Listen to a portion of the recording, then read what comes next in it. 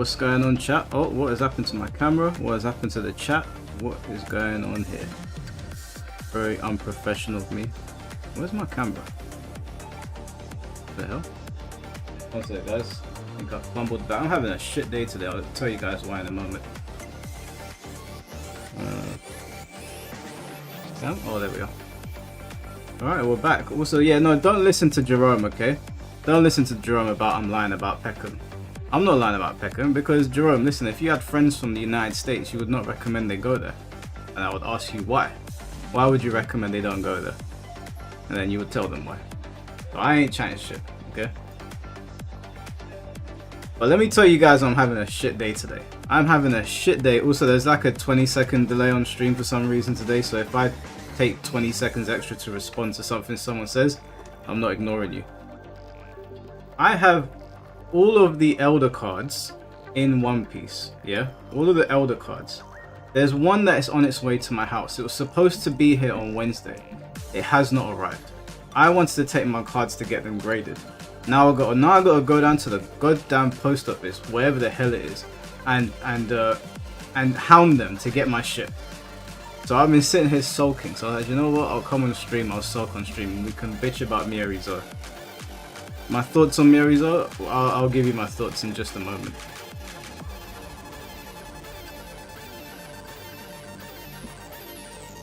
What I will say though is, if any of you do play Bleach Rebirth of Souls, I think Yuhaba might be the greatest, like, I know it's not technically an arena fighter, but of the arena fighter type of games, I think that Yuhaba might be the greatest designed character in the history of anime fighting games. Like, genuinely, I think he might be the best designed. He's not the strongest, well, he can become the strongest, but the way they've designed that character is, I think, easily out of every single anime, like, non-traditional fighting game that I've played, I think he's the best one.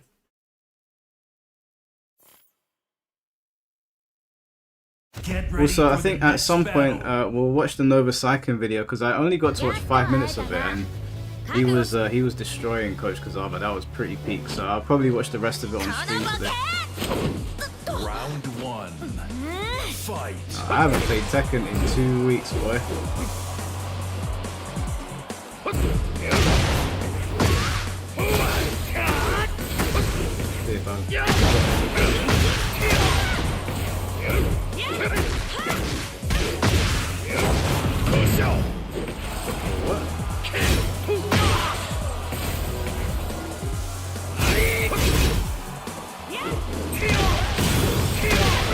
Is it fair to say it's really scummy to lock the character behind $40 early access? Who's locked behind $40 early access? Wait, you have. He's a part of the battle pass or the season pass, so you've got to pay for that if you want.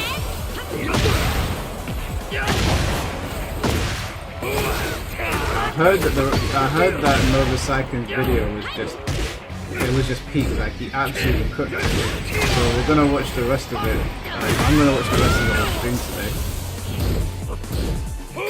So I haven't seen the whole thing yet.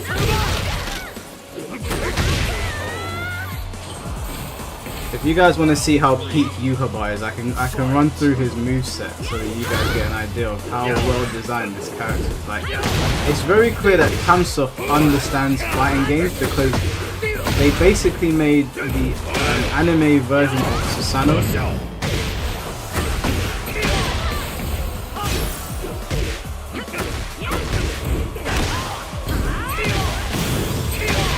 GG's, bro.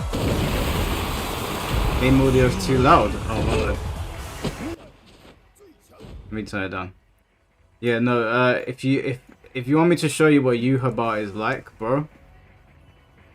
The guys that play that make Bleach Rebirth of Souls, they clearly play fighting games. They clearly play fighting games. Sorry, I didn't know the audio was that loud. GG's then Setsu. Anyone can hop in this open lobby. Now it's too low. Oh, god damn it. Alright, one sec. Alright, that should be the sweet spot.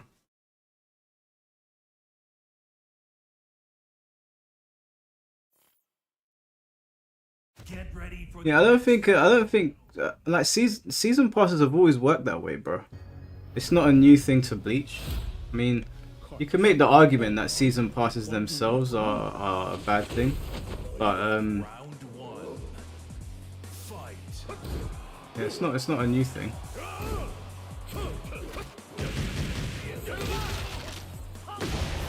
Oh, is this Masat? Oh, he's got into Tekken King. Well done, bro. Well done. I can take some pride in beating you up.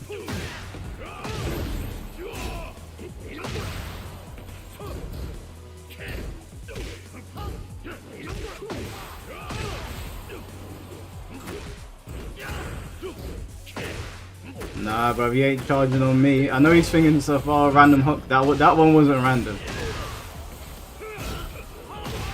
A little pattern recognition. Thoughts on the Game Awards? I still believe that Soul Calibur is going to get shown. I still believe we're going to see Soul Calibur. Oh yeah, I forgot about that.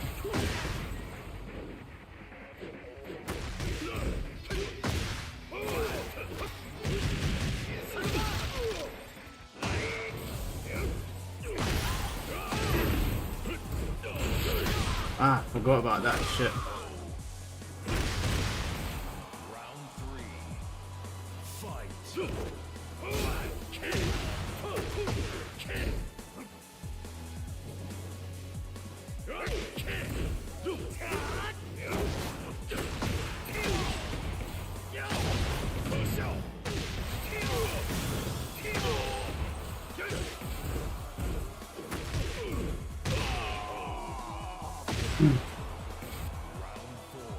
I really need some Mirizo in my face. I really don't. We're going to talk about Mirizo and the community a little bit because I'm in a bad mood because of my One Piece card. So, you know what? The people that are coming for me on Twitter, today's your day. You're going to get it. Hey, Masats, like, there's a block button on the controller. I just wanted to let you know. But GG's, bro. I'm just playing. You know I got love for you, bro.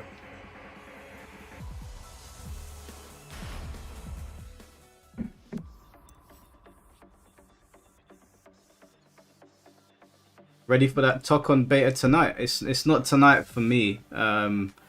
It's I think it's probably tonight for you guys.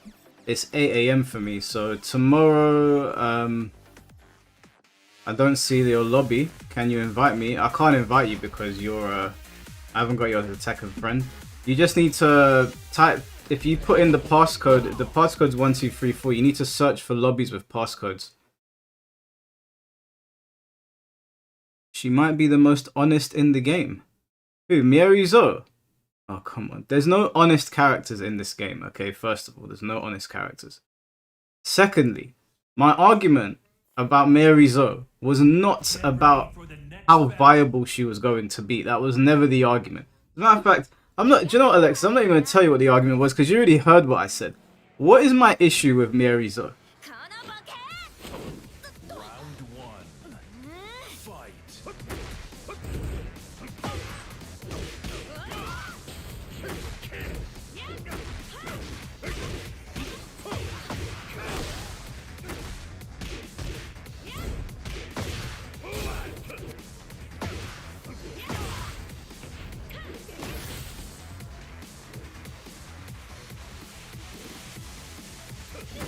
Gotcha, bitch.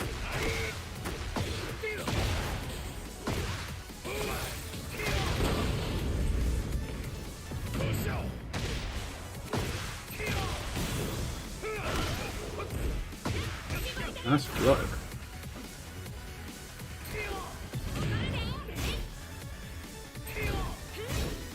Really want to end it. So, yeah. You want to see at least one Miuri? Someone's gonna have to come in here and use her because I don't even have her. I don't own the character, so if someone wants to see Mirizo, you better call Blackheart in here. I know for sure he's got it to GOD already.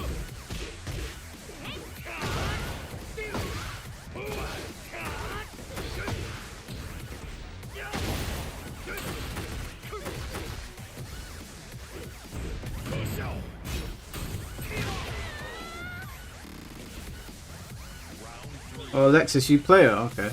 Yeah. Well, I don't mind fighting against her, but I haven't actually fought one yet. This is my first time playing Tekken since we did the last stream, which was about almost 3 weeks now.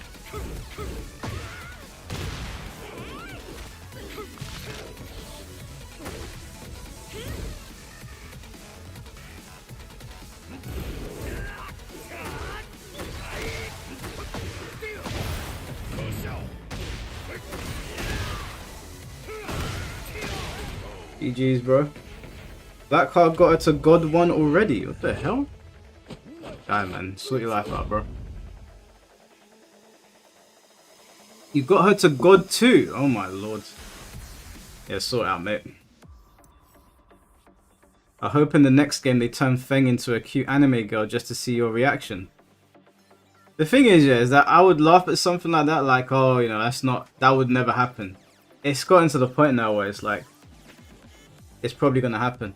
Also, I know that some of you were asking for Ozzy the Lion-O to come back on the channel to be on a podcast, so I'm gonna have him here on Monday. Hopefully on Monday. We're gonna rate the worst to best Tekken characters of all time together, and then just have a general chit chat about Tekken. So Ozzy will be here on Monday for that podcast. It should be fun. Who am I looking forward to playing in Tekken tomorrow? Ghost Rider. I'm just gonna play Ghost Rider. He'll be my main character because I'm not good at tag fighters. I'm going in pretty blind, so I'm gonna pick up Ghost Rider, learn him, and see how it goes. Round 1. Fight.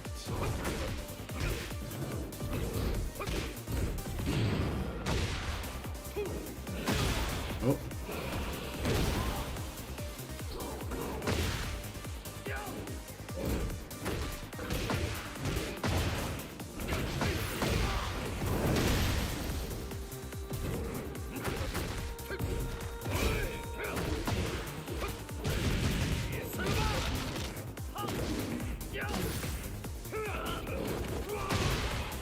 Get his ass out of here.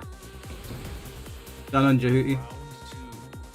Just bite the pillow and learn, bro. Don't ever say that to me again. That's foul.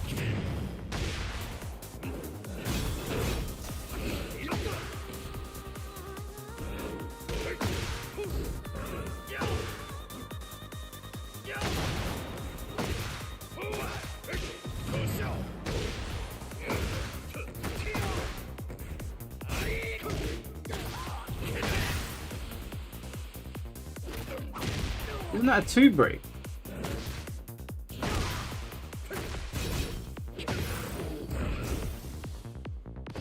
I know you pressed the button. I know you. Oh, you didn't press.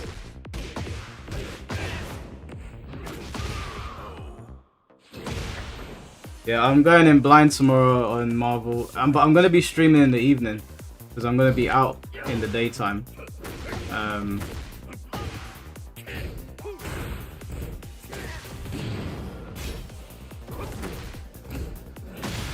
The game is more Soul Calibur than Soul Calibur, bro. It's getting crazy on these Tekken streets.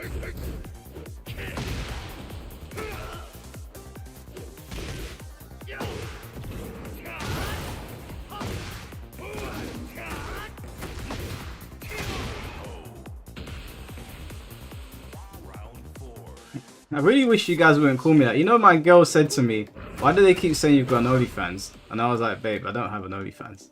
It was like, well, where's the joke come from? I was like, I don't even know. I don't know why they started saying that. Having to explain to my girl that I don't have an OnlyFans because of you guys.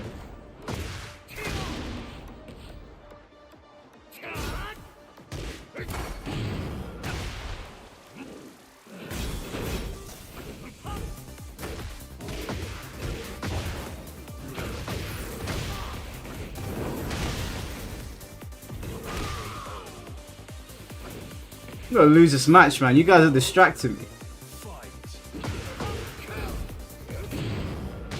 Bud.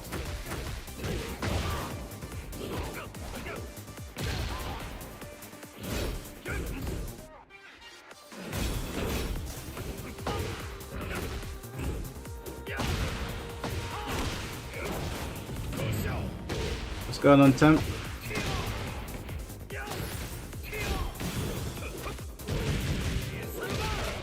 GG's. Yeah, so for tomorrow, for the Marvel Tekken stream, it's probably gonna start around 8 o'clock in the evening. And I'll probably just stream for. I'll probably stream that all night. Well, you know, I'm a bit of an old man, so I might not be able to set up for the entire night, but I'll try my best. I'll probably start the stream at 8 o'clock in the evening, so around this time tomorrow. And yeah, we'll just. I don't know what to expect. I really don't know what to expect. What's going on, Hitman? Good to see. Hot take, Mike. Jump Force had a level of skill for arena fighter. Yeah, that is a hot take. I'm not co-signing that one. I don't know if you saw, but Sparking Zero won an award yesterday. It won an award for its impact on gaming or something like that. And the reason that it got the award is because apparently 1 million people play the game every month. Do you know how insane that is? I thought the game was dying, but clearly not. Apparently 1 million people sign on to play that game. So PlayStation numbers must be astronomically higher than the Steam numbers for them to get that award. Alright, it's my first match against her. She's dressed as Jade. Round one. Fight.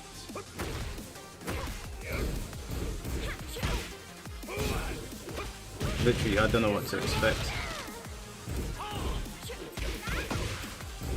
Dance? That's not. I guess that's a high. Get your ass out of here.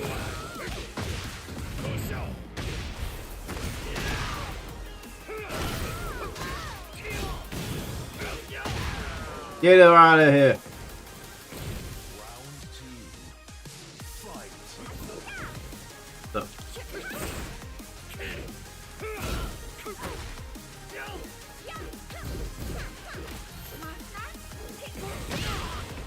What the hell?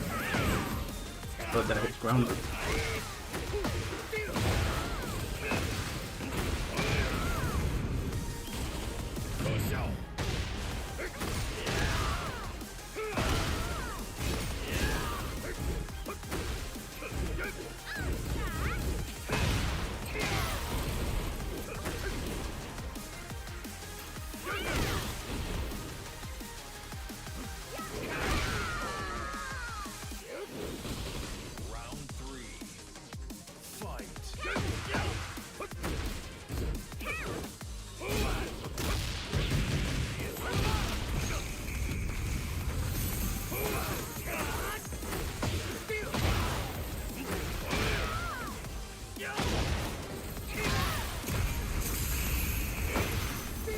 Ah, it's bloody control, man.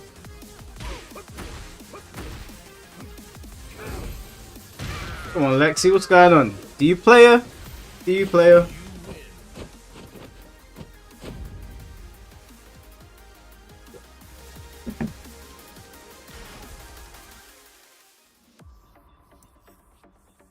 I'm not gonna lie, Merizo really is more Tekken than Fang. Oh my god. Alright, do you know what? Yeah, let me tell you guys what was pissing me off with people.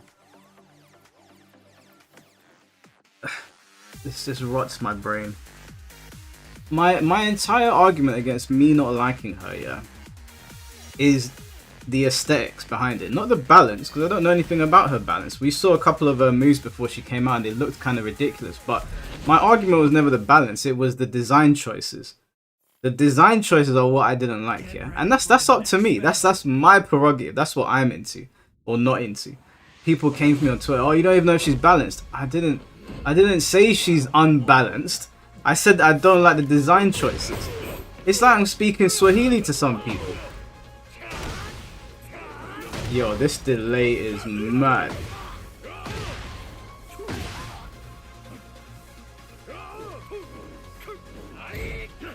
Hey, Masatsu, are you playing from like a sewer? Did Pennywise get you and drag you down or something?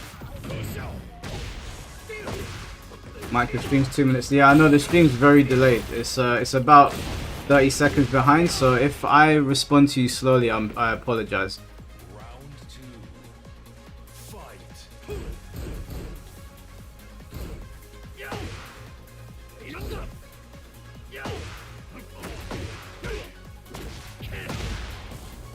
Might take the win on my reset one. Okay, cool.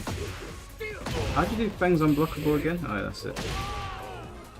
Did that just hit? Please tell me you were getting up. Did that just hit you grounded?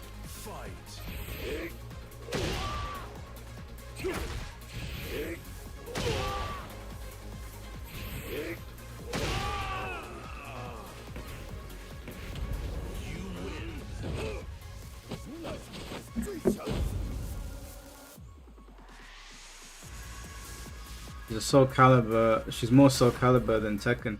Yeah, I don't like the design choices. I like fuck around, and I like Armor King, and I like Leroy, and I like Lydia. Lydia's annoying because of her balance, but I like those martial arts type characters. I don't mind if they've got a little pizzazz, but she's got too much going on. I personally don't like it. People on Twitter going, "Oh, why have you gone silent, Michael? Have you switched up?" I said, "No, I was playing Rebirth of Souls, dummy. I'm having too much fun with you, hubba." They think, yeah, because I don't post a video every single day, that maybe like I'm backpedaling or whatever. No, I'm not backpedaling on Miarizo. I don't like the fucking character at all. Not one single little bit. Just because I don't post check DM. I don't have a DM from you.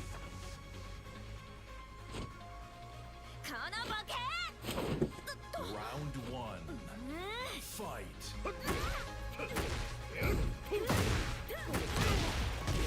Sorry for the rough connection. It's alright, bro. I know you're in Croydon. You might as well be in Africa somewhere.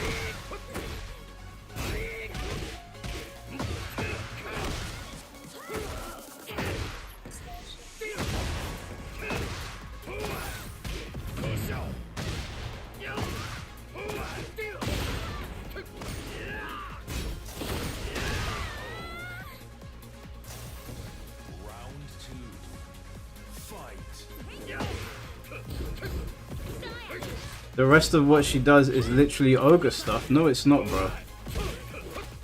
What Tekken were you playing? I forgot the part where ogre claws at you like a little girl. When did ogre ever do that? Someone remind me.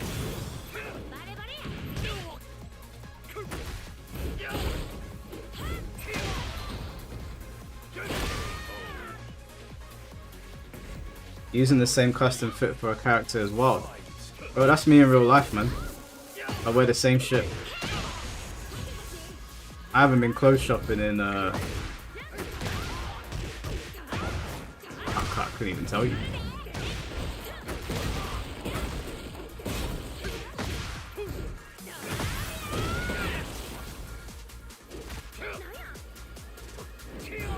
Damn, I thought you.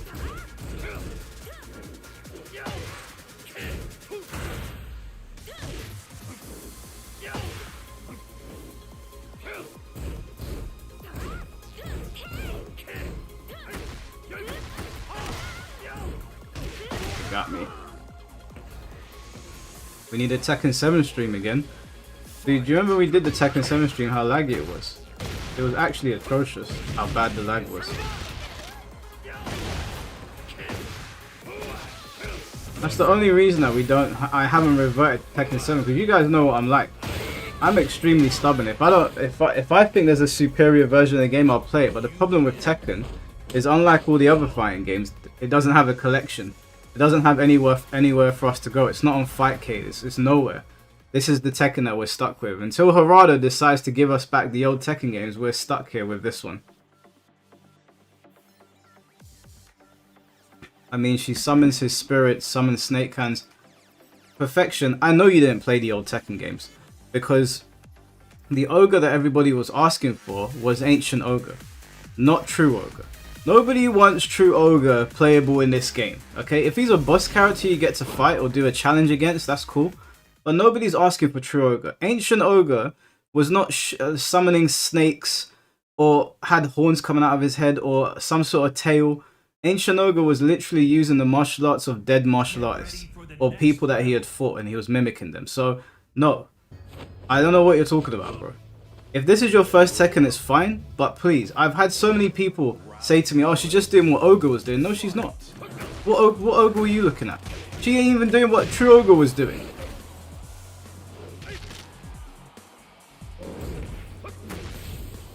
shit, the god of destruction. My bad, I wasn't even paying attention.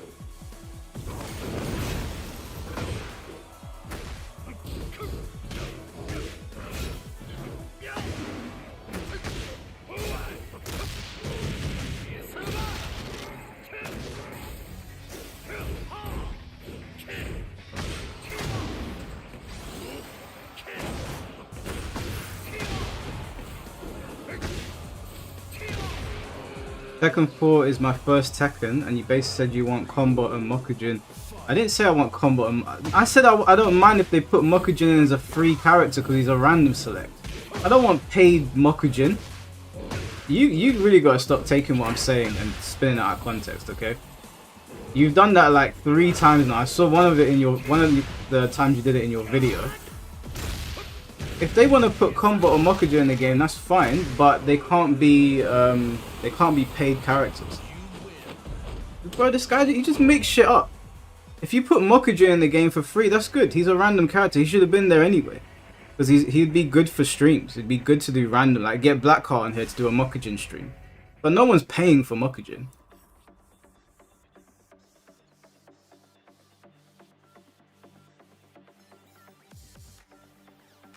Yeah, Ledank, nobody's asking for True Ogre.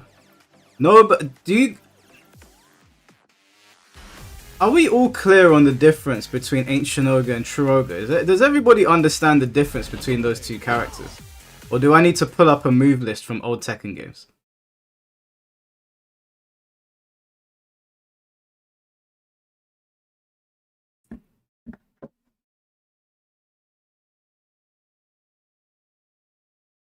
Yeah, I know who Perfection is. I know he takes things that I say and he just spins them out of context.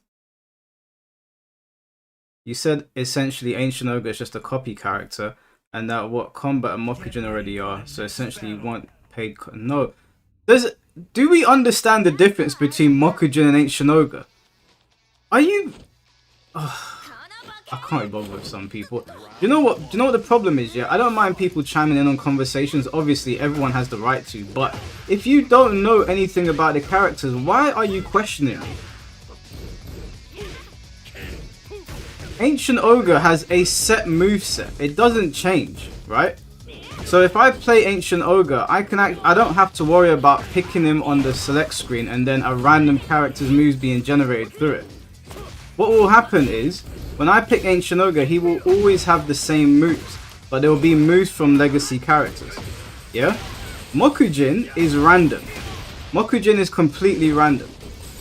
So when you pick Mokujin, random moves start coming up, as in like a random character will get chosen. For example, in this game, if you pick Mokujin, you might get Victor, or you might get Asuka or Feng Wei. Right? Also, Ancient Ogre was not the one that was flying around and breathing fire. That is True Ogre.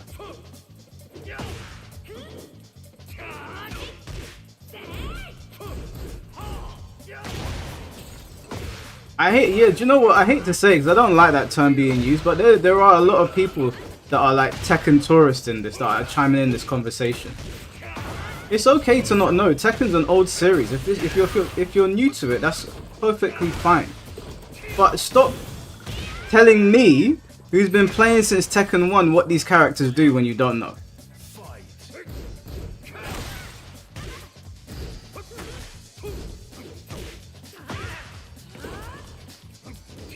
I'm not even focusing on the match. I'm trying to read chat for the nonsense that this guy's typing.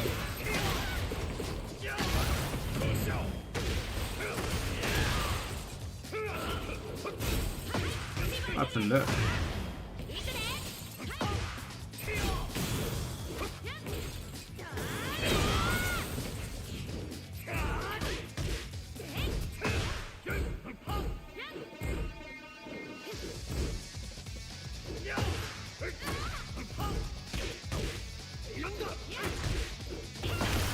Oh, that was nice. But not nice enough. Down on Leron, how you doing, man? What were we saying? What did I miss? What are your thoughts on Tekken or other fighting games having plus-size women added to their games? We've had both Bob and Rufus present, which the two are both big. It all depends on how they design the character. You can have a plus-size woman in a fighting game. It's not a problem at all. It just, there's nothing, I don't think there's anything wrong with it. If you had like the stereotypical like fat man trope, but you put it on the woman for a martial artist, I think that could be cool. It just depends on how they handle it.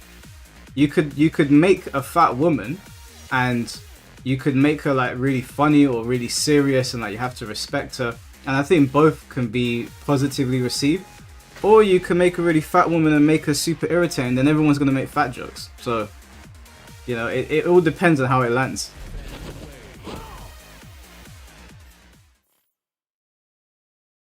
Get ready for the next battle. Am I from EU? Yeah, I'm in London, bro. I'm a Londoner, mate.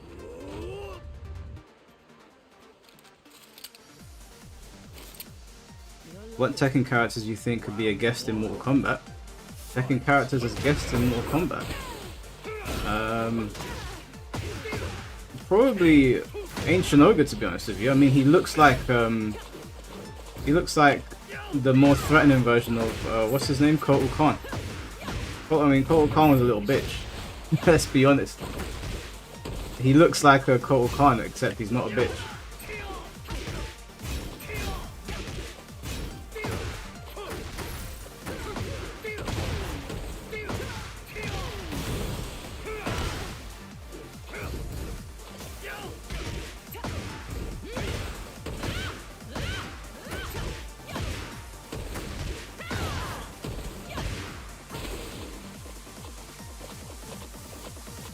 And it's pretty good. I wasn't even paying attention.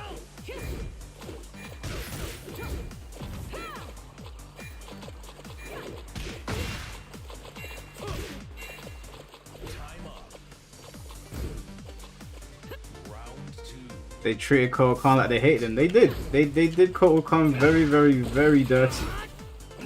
But the fact of the matter is that he was Shao Kahn's bitch in the story, unfortunately.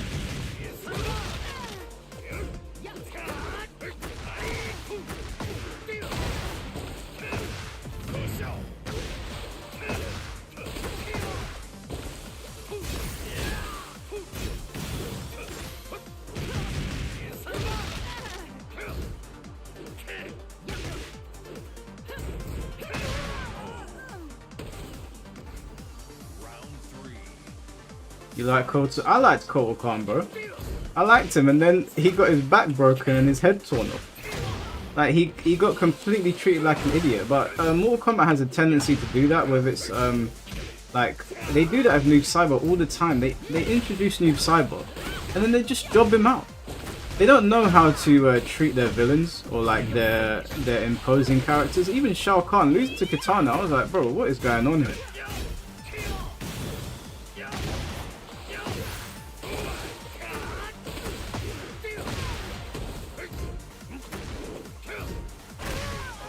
GG's, bro. How many characters do you think people should know how to play with in Tekken? I can play about 3, but I can play in Tekken 8. I can only play 1. I can play Paul as well, actually. I can play Paul and Feng. As long as you know, as long as you can win with one character, if you can beat everyone, then you only really need to know one. Probably helps to know loads, but I'm not a pro like Arslan, so it's good enough for me to know one character. Mr. Moss, thank you for the $4.99. Hope you're well, Mike. I'm almost done cleaning up this giant ass tracker. It's been taking me 3 days, so hopefully I can get it done today. Hey, well done, bro. I was going to tell you, Mr. Mask, actually. I've started a step challenge with my friends. I'm in a group chat with some of them, and we're trying to see who can do the most steps by the end of the month. So I'm currently sitting at 23,000 steps. We started yesterday. I haven't updated the log yet, but right now I've got about 23,000. I think one of my mates is ahead of me by like 10,000 steps. He was just on the move yesterday. Cyrax beats Scorpion and Sub-Zero. Yeah, I know, bro. I was sickened when I was watching that. Absolutely sickened by that. Couldn't believe it.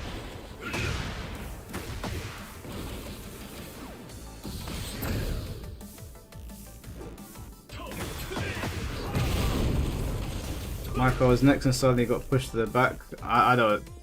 Drew, that happens to you a lot.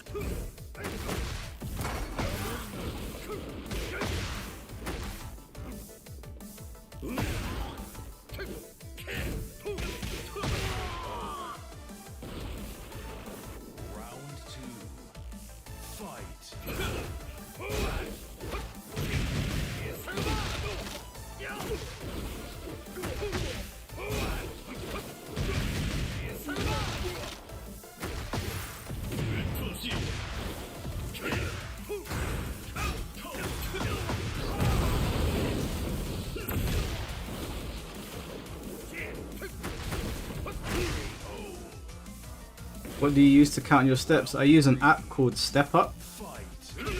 It's on your phone. As long as you have your phone in your pocket, it tracks them. So I just keep my phone on me.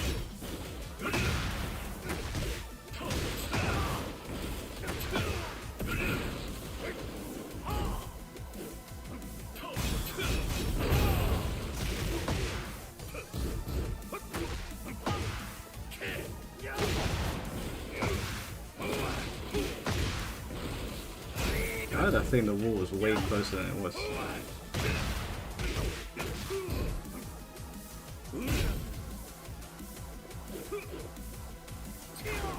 Yeah.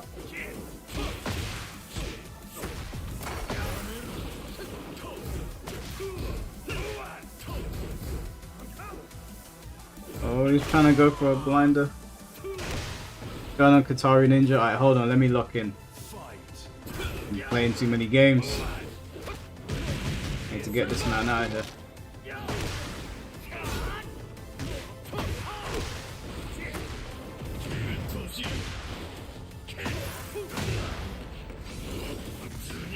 Oh, nice.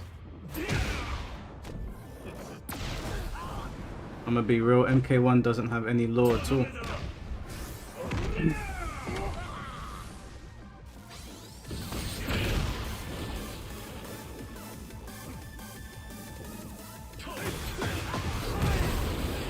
I'm about to lose this match. Oh, nice. Oh, he beat me. GG's, bro. Gonna rewatch some clips from the Bell boss fight in Shadow of Erdtree. That shit was peak. I haven't even played Shadow of Erdtree yet, bro.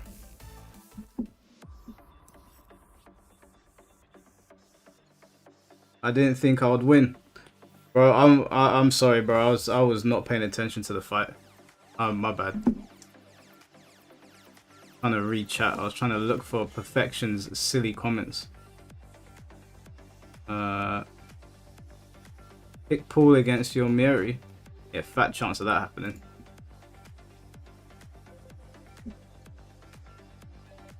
Yeah, I don't. Yeah. Anyway, I don't know where Perfection's gone, but that's a whole bunch of nonsense. Anyway, so I can talk now. I was not distracted by the fighting. It's very, very, very evident to me that there are a lot of people that have no idea who Ancient Ogre is. No idea whatsoever. And they literally think that Mierizo is just what he was. And it's baffling to me. Absolutely baffling to me.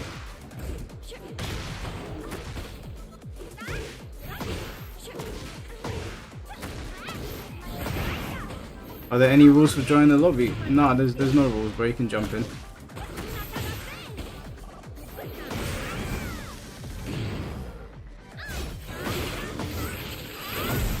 Oh my lord. Is this meant to be a Final Fantasy character?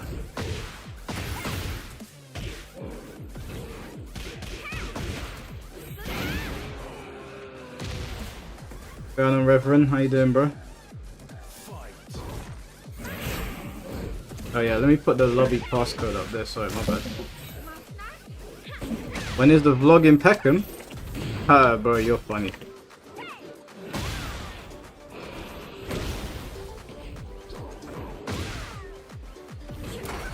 Yeah, we're gonna watch Nova Saiken's video in a little bit. Also, I did promise Jahuti that I would watch her Ninja Gaiden videos, so or at least one of them on stream. So Jahuti, if you're still here, I'll promise at some point during the stream I'll watch it.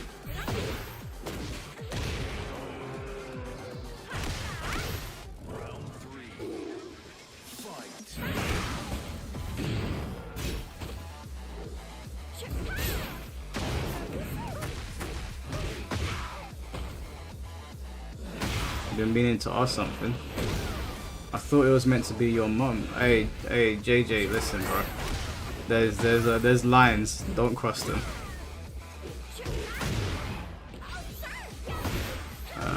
My brother has been collecting Yu-Gi-Oh cards lately and was wondering if there was any good card websites to buy from. Yeah, a good card website to buy from is Magic Madhouse. They've always been good. They've been around for years. So I highly recommend Magic Madhouse.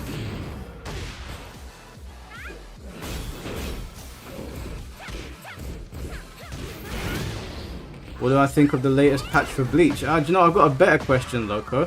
Why do you keep on leaving stupid comments on my Twitter page? Every time I sign onto Twitter, there's a comment left from you, and I'm like, this guy, like, I can't tell if you're rage baiting or if you're just genuinely incapable of reading. Every time I go onto Twitter, you leave me some sort of comment. I'm just there like, they literally baffle me.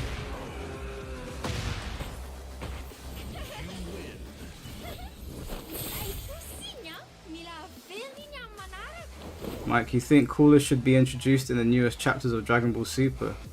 Yeah, I said that from ages ago. I said, why is Cooler should be Frieza's training partner? I don't believe that that Frieza's going to be able to beat Gohan, Piccolo, Broly, Vegeta, and Goku at the same time. It doesn't seem believable. So I think that they should introduce Cooler, and I think that Cooler and Frieza should do the fusion dance as well.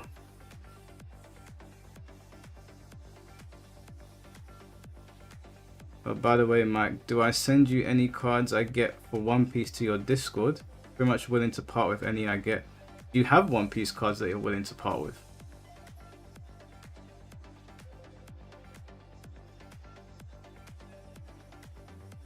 Even in Mike and chat, it's been 1 month with the job course and it's leaving me dead tired and headaches.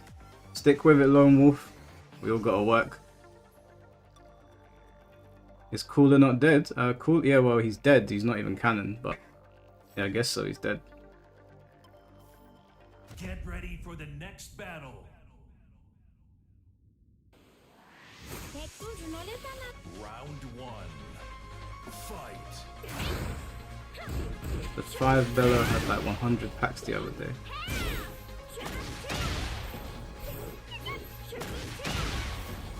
I hate that noise she makes when she bounces on the magical stuff.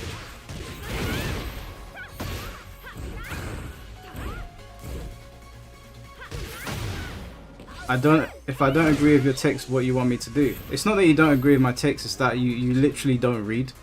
Like you'll get halfway through the paragraph, or like you'll read a take from me, and you'll say something that makes no sense, that's incoherent.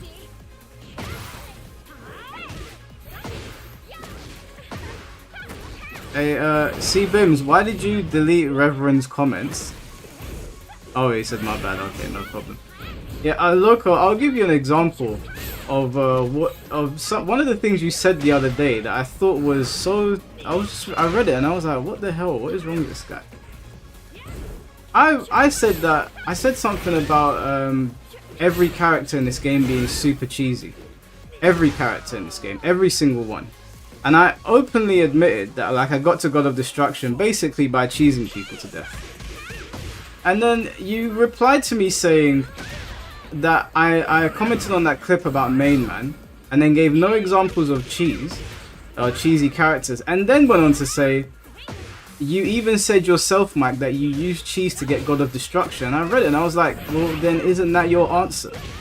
Why would you say to me I've never shown an example of cheese being used and then point out the fact that I used cheese to get God of Destruction. That doesn't make any sense.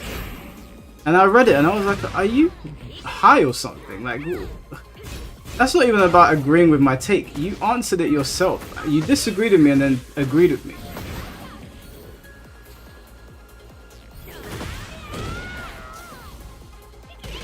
This was that guy. Yeah, that was him.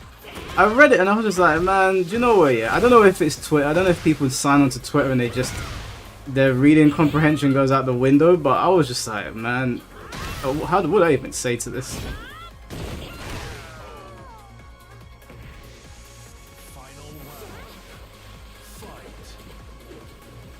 The men's war game match was alright, but every other match was trash. Bro, I'm not even watching WWE right now. It's been...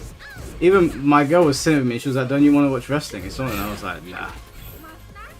Listen, I had all the faith in the world with Triple H when he became the main booker because of his work on NXT. I've lost all faith in Triple H. WWE is basically unwatchable. It's... Every time I hear Triple H, is like, yeah, it's going to be a new era, it's going to be super exciting. Oh, you've never seen anything like this. Then I tune in and I'm like, this is the same shit that I watched last week. It's just you've maybe moved some matches around. It's, bro, and I've been a wrestling fan all my life. I've been watching wrestling all my life. We're in the dark ages right now. TKO, Triple H, I don't know what is going on over there, but when Cody won the Royal Rumble, that was it. Sorry, not the Royal Rumble, the World Heavyweight Championship or the WWE Championship. After that storyline ended, it's just been downhill ever since. Do I watch AEW or TNA? I don't like AEW. Every now and then I'll watch TNA. But even that, like, I'm a bit burnt out with wrestling, you know. I'm not really feeling it too much.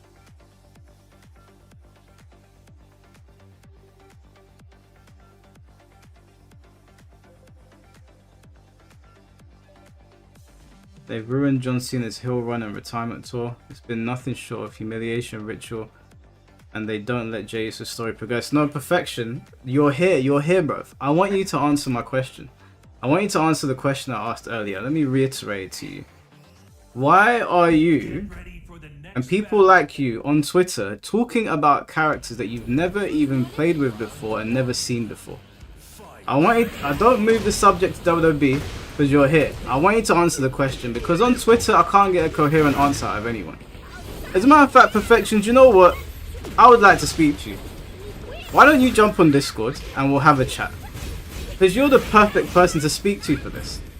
I can't speak to the people on Twitter because you know what they're like.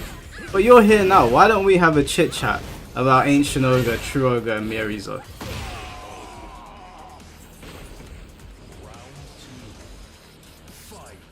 What's going on, Finn? How you doing, bro? Good to see you. We're gonna watch Nova Saikin's video a little bit.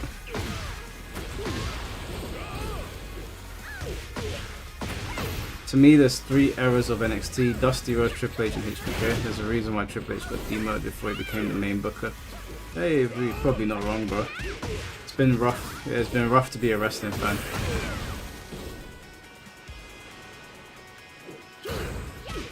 Alright, Perfection, what's your Discord, bro?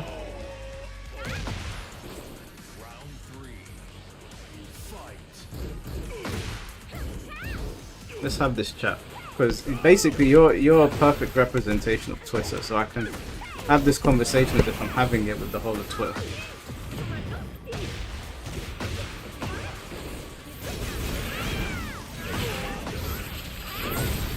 This character's so loud.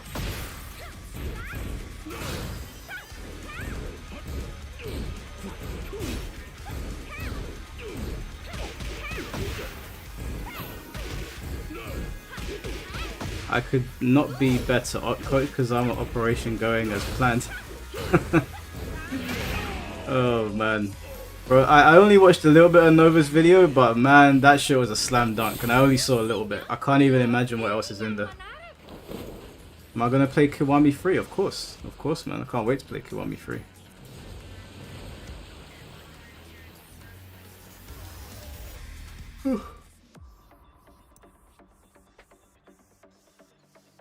What's going on? How do I say your name? Ita08?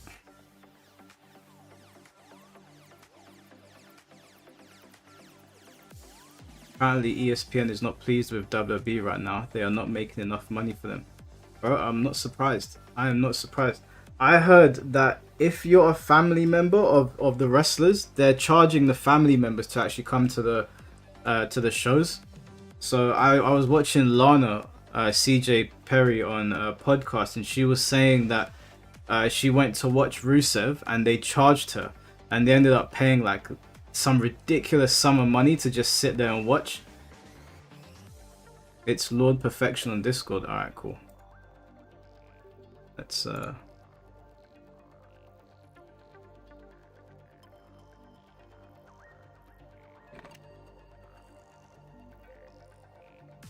I've sent you a friend request. TomTom, thank you for the $5. Miyavizo got 2 big massive cures to vitamin D deficiency. Well, you know, that's the only cool thing about her, the True Ogre thing that pops up there. I'd love to know more about that True Ogre.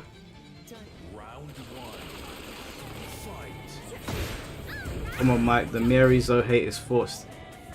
What does that even mean, John? What does that mean?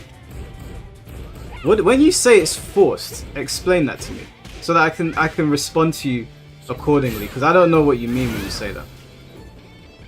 Thoughts on WrestleMania coming to Saudi Arabia? Not happy about it. Not happy about it in the slightest. I thought they were going to come to London when they did that whole thing with John Cena where he was saying that, oh, well, would you like to have WrestleMania in London? And the London crowd was going crazy, and then they went to Saudi. So I was like, alright.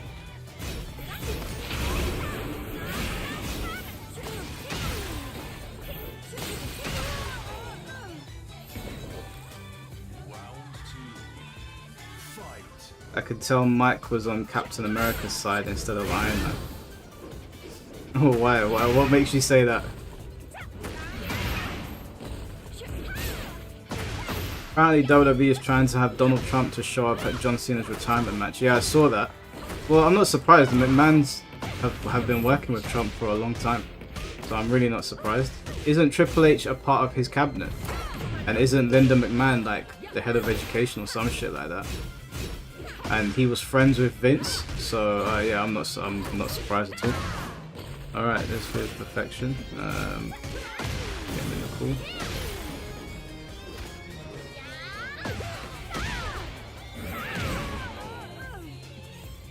Hello? Hello. Perfection.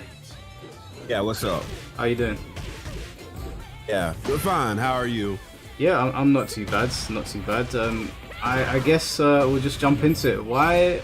I'm just gonna be blunt with you. Why are you making comments about a character that you have no understanding of? Well, I mean, technically, I've not played him before because Tekken 4 was my first Tekken game. To be honest with you, as a kid, Tekken 4 was the first one. But I am aware of him. It's not like I don't know the character and don't know the lore behind the character. Obviously, with the advent of YouTube and the internet, I can go and look up the character and pretty much know what they're about. But what you said about the character was essentially they have moves from other characters. So, like, they might not switch moves like every round, like Mokujin and Combat, but still, like, they're a copy character. They're just a hard copy character. They don't change from match to match. So I was like, well, why do you have a problem with Miyauri Zhao in that regard when she's a completely original character? It's just that she, in storyline, is a reincarnation of Ogre. Well, it doesn't even coincide because Ancient Ogre, although he was a copy, he had moves from other characters. They meshed into a unique moveset. So Ancient Ogre would play in a very unique way. So Mary Zo coming into the conversation doesn't even really make any sense because she's a completely brand new character. She's not even doing shit that Ogre was doing. The way she fights is not reminiscent of Ogre at all. The only thing about Ogre that has any relation to her is the fact that they slapped Ogre on her. That she's the reincarnation of a new Ogre. That's it. I mean, Go on. I mean, she does have, to a degree, she does have a portion of his super attack from Street Fighter, Street Fighter Cross Tekken, whichever one, the one that actually came out and they closed down really quickly. Yeah, but they that's do Capcom. That's not a Tekken game. I know it's not a Tekken game, but it's still something associated with Ogre. Yeah, but that's Capcom's interpretation of Ogre. Like, that's not Bandai Namco's interpretation of him or the original one. So she's nothing like Ancient Ogre at all. Ancient Ogre was an amalgamation of loads of different movesets of characters that he'd either killed or come into contact with. And you were talking about, oh, she's doing Ogre stuff, and then you mentioned the snakes. What move did Ancient Ogre do where he summoned the horn and snakes? I mean, Ancient Ogre didn't do that. True Ogre did that. I mean, they're referencing the whole snake arm thing with him. That's what they're doing. No one's asking for True Ogre, though. Nobody wants that character to come back and be playable. I mean, you can find someone that would want True. You can find anyone that would want any of the boss characters to come back. Some people would want Azrael back. Some people would want Jinpachi Mishima back. I mean, you might not want True Ogre back, but somebody might. Yeah, but you were in my chat saying that I said it. Well, what I was saying is that, and I was trying to get to what your problem with Miari Zhao overall, because it's like you just said that, Ancient Ogre essentially just copies a whole bunch of characters, right? So then it's like my question overall said, well, what do you want from Miari? Because the only way that she could be like Ancient Ogre is that if she was just copying other characters. And I mean, like, what aspects could she get from him aside from copying other characters? Well, they made her original. So if she had copied other characters. This is the problem. This is what I've been explaining to people. There's nothing that I want from this character. I don't like her. I didn't want her in the game. I don't like this character at all. There's nothing about her that I like. Her whole design, I find stupid. I find her annoying. Her voice is irritant. Apparently she's voiced by a 14-year-old girl. The one selling point that I've seen for people about this character on social media is that she has big boobs. Everyone's posting pictures of her flexing her tits. If that's your big selling point of a character in a martial arts game, then you can count me out. I'm okay. I like real tits. Okay, so you're okay, and I'm just saying they gave a little variety. You guys don't complain at all, and I remembered this when you were doing a panel a couple of weeks ago when you guys were first trying to dissect Yari Zhao, and you remember that I stated in that it seems like you guys just want her to be another generic wannabe stoic, vengeful type female character. That's the only way that they could have gotten you guys to like her, but they gave you variety, and instead of that's your interpretation of it. I didn't say that. I made a comment. I made a comment on Twitter, and then you took that and you bastardized what I said. You spun it in a way to fit your narrative when those words never came out of my mouth. There's so many female characters in different fighting games that I like that don't resemble each other, and these guys were literally just talking about having a plus-sized woman in the game, and I said that would be fine as well. It depends on how you do it. What is her backstory, what's her motivations, and how does she play. It's not that I need her to be some jacked woman that's angry at the world that lives in a cave. They can design her any way they want, but everyone has their tastes, and I'm not favorable to 19-year-old pole dancers. So you want more of this again, and I only took that sentiment because of what it looked like you were saying on Twitter. In addition, again, I watched your one live stream where you guys had that panel, and you might not have literally said that word for word, but from what it sounded like, you were in agreement with your other panel guests. It seemed like that was the sentiment, that you just didn't like the fact that she was a girly girl. Again, a feminine girl, non-masculine. Yeah, no, I don't like her being a girly girl, if you want to put it like that, like Lucky Chloe. I find those characters annoying. I didn't say she can't be in the game. This is something that people are not understanding. There's loads of characters in Tekken. Not all of them are going to be for me. But if someone's asking for my comments on a character and I'm giving my opinion, I'm going to give you my opinion. I don't like characters like this. Oh, okay, but is it fair to call her a, because to some degree, again, I gotta be specific, you might not specifically be calling her a terrible character. But why do you, because it just seems like you feel like she's a bad character, and from where I'm standing from, she's a good Tekken character. I don't even agree with the sentiment that she's mostly a Soul Calibur character. God, they gave her they gave her a staff. It sometimes appears in her combo, but mostly she's I would call a dance rhythm type of character. She might not be a full-on Eddie Gordo or Christy Monteiro, but she, you know, I don't know what the complaint is. She's original. This is the best possible outcome, and she's competitively viable. Like, she's almost the perfect character. She's new. She's not the same old thing that we see every single time, right down to the design, the moveset, to everything.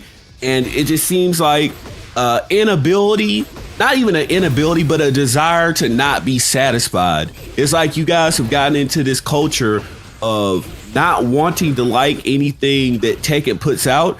So anything that they do is just going to be predisposed to you guys hating on it for whatever reason. That's obviously not true, because Fakuram got a lot of hate. Did you hear me hating on him? I like Fakuram. I like Lydia. I didn't. The only I wouldn't even call it hatred. The only thing that I heard from anybody regarding Fakuram was, why was he a DLC character when he was initially a DLC character in the previous game? No, but other than that, a lot of the legacy players, a lot of the legacy players do not like Fakuram. They want Bruce back. I'm one of the ones that was saying, no, I like Fakuram. But this idea that I hate everything they do is bullshit. I just don't like these stupid cutesy characters. You've never heard me hate on Reina, have you? I like Reina. I think Reina's a cool design. I think her backstory is pretty cool. But Reina is just another cliche woke type of character. Like it's a try-hard character. Woke? What's woke about Reina? Come on, man. She comes out like a typical Tumblr written type of character, right? Like a fanfic character. Like, she's magically out of the blue. She's related to the main family of the game, the Mishimas, but we never heard about her before. She comes in, she has no flaws, she's absolutely perfect. Everything she does is just, absolutely flawless. Oh, and then magically, right when Kazuya and Jin lose their devil powers, she's got devil powers, and man, that means a lot of things for the next game. And behaviorally, she's just your typical, I would call it, like, she's not stoic, but she's like every action movie female that you see in modern film nowadays, like smug and cocky, but like not really feminine. Like she doesn't really have too many feminine features or feminine behavior behind her. So she just comes off as your typical SJW OC. Oh my lord. Okay, let me explain a couple of things to you. Firstly, your first point where you're saying, oh, she just came out of nowhere, so did Mary Zo. And she's tied to one of the most legendary characters in the whole series, yet we'd never heard of these other ogres.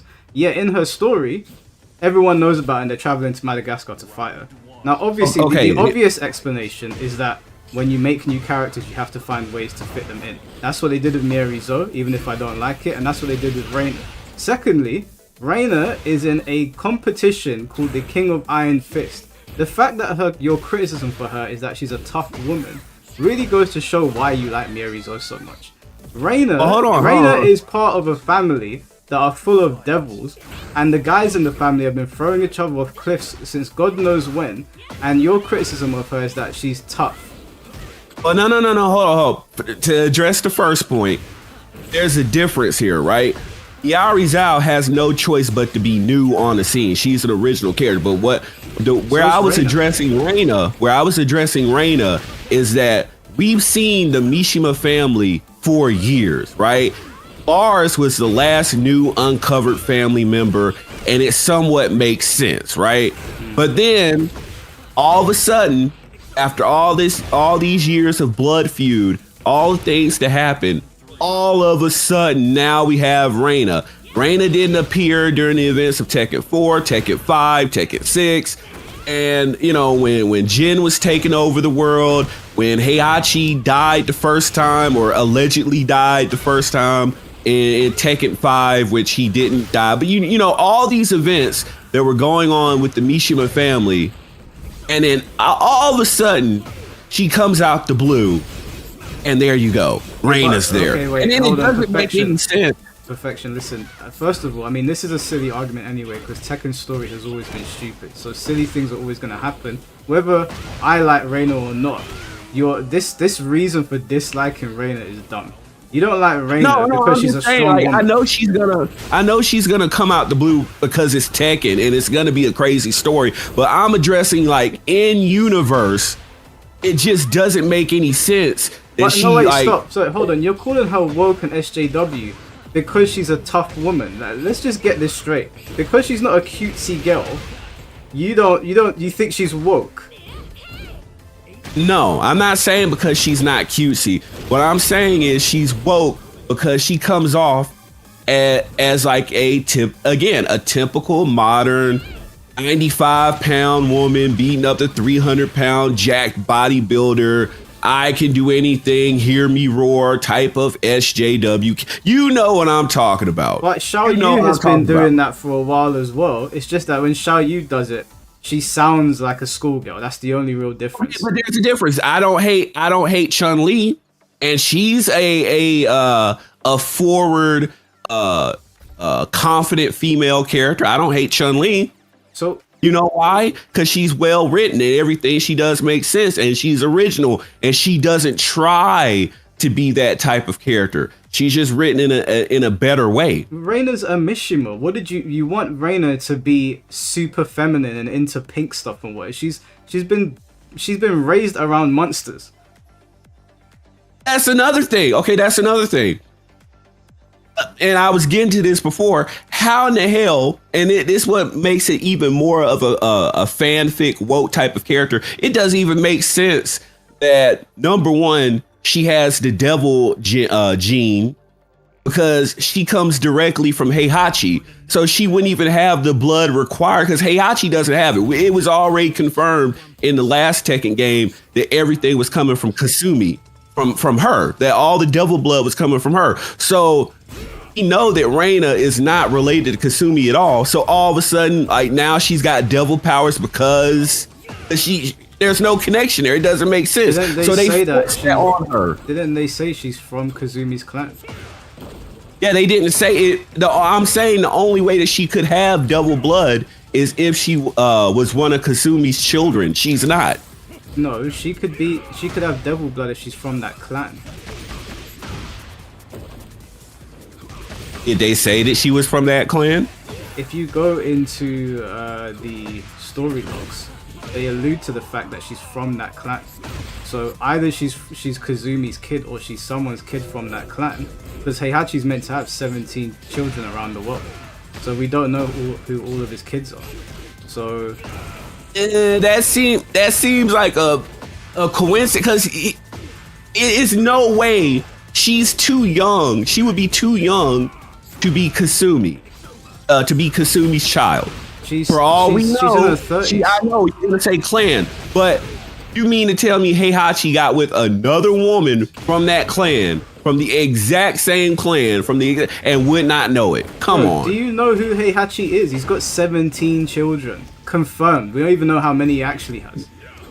Yeah, but it makes sense because we know that Lars is not from Japan. He's from Switzerland or whatever. Okay, Heihachi sleeps around the world because he has a whole billions and billions of dollars. Okay, cool. We know that. But I'm saying law of averages, how in the world would he sleep with another woman randomly without knowing, and she's from the exact same clan? Have you ever watched a show called Cheaters? Yeah. Remember that show, right? Okay. On that show, sometimes you see a spouse that has slept with their partner's sibling, and they're in the same house. So it's not impossible for Heihachi, a man that snapped a devil's neck with his bare hands, to sleep with another woman in the same clan. Okay, so But we'll drop that. I'm just gonna chalk that up to convenient storytelling. Let's just chalk that up to convenient storytelling. I still say it's terrible that you have to suspend your disbelief that hard to make that work. But again, that aspect of her, and then on top of it, how in the hell did she even receive the training to know all of Heihachi's moves? Heihachi was gone. The Mishima Zaibatsu was between Jin and Kazuya for all that time. It transitioned between those two. So how in the world, who trained her? Who in the hell trained her to know martial arts? Come on. Probably somebody in the Hachijo clan, because if you look at Kazumi's moveset, she's got a lot of similarities to Jinpachi. So it's not out of the realms of possibility that they also knew how to do their techniques. Kazumi was doing electrics, wasn't she? Yeah. Okay, so if the women in that clan have been taught to do those attacks and Kazumi can fight similar to Jinpachi, then why would it be impossible to believe that Reina, being from the same clan, wouldn't know how to do these things as well? Again, it's an example of forcing something to work that just how is that forcing it to work? If you're from a clan where they do a certain martial art, why is that? How is that forcing? It would make sense. It would make less sense if she started doing Taekwondo because she's not from Korea. It makes more sense that she's doing a fighting style that a woman in her clan also did. Okay, for one, is diluting the style. Again, that style is recognized as the Mishima fighting style. Okay, there's only but so many people that have the ability to do that or have the training to do those moves. So in story, like out of universe, it's just sloppy storytelling. But on top of that, in universe, if we take that, then why don't we have more people doing that martial art? Like outside of just Reina, right? So if someone's just training Reina, you're telling me that the style hasn't slipped out even further, like among other people that just have the ability to do those particular moves? Well, that's all assumptions. We don't know. That's how they've written it so far. But this still has nothing to do with her being woke. Everything that you've said, I've disproven. Okay, she is woke. She's the perfect Mary Sue type of character. For God's sake, they even threw multicolored hair into her design. Like that's even more of a red flag. But she's like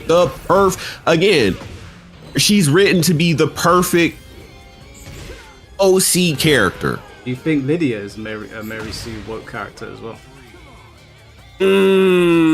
She's one step below. Why? Reina. Why? Only because they restrained themselves from making her related to the main family, and that's the only reason why. Everything else, she's a politician, she runs this government, but at the same time she maintains martial arts training and to be the peak of combat, even though we all know if you're working a government job running a country like that, you're not gonna have time to keep yourself at a physical peak like that, but whatever. And it's like she's like Lydia is just like a Barbie doll character. You know what a Barbie is, right? Yeah, I know what Barbie is. Okay, so it's like Barbie has all these thousands and thousands of different jobs and she's perfect at it and she can do no wrong. And Lydia, to me, right, like when she first came out, she comes off as that type of character, just a Barbie doll. She does martial arts. She runs the government. She's super duper smart. She's so cool. It's like, come on, man. You can't have her have one character flaw. Just out of curiosity, what do you think of Lucky Chloe? I think Lucky Chloe is, I think she's a fun character. She's obviously meant to be like Eddie Gordo, where she doesn't like Eddie Gordo, even though capoeira is an actual fighting style. Lucky Chloe is obviously just a made up fighting style, just made for fun. And that was always the intent of the character. She's meant to be this anime kawaii type of girl character, and that's okay for what she is. That was the intent of the character.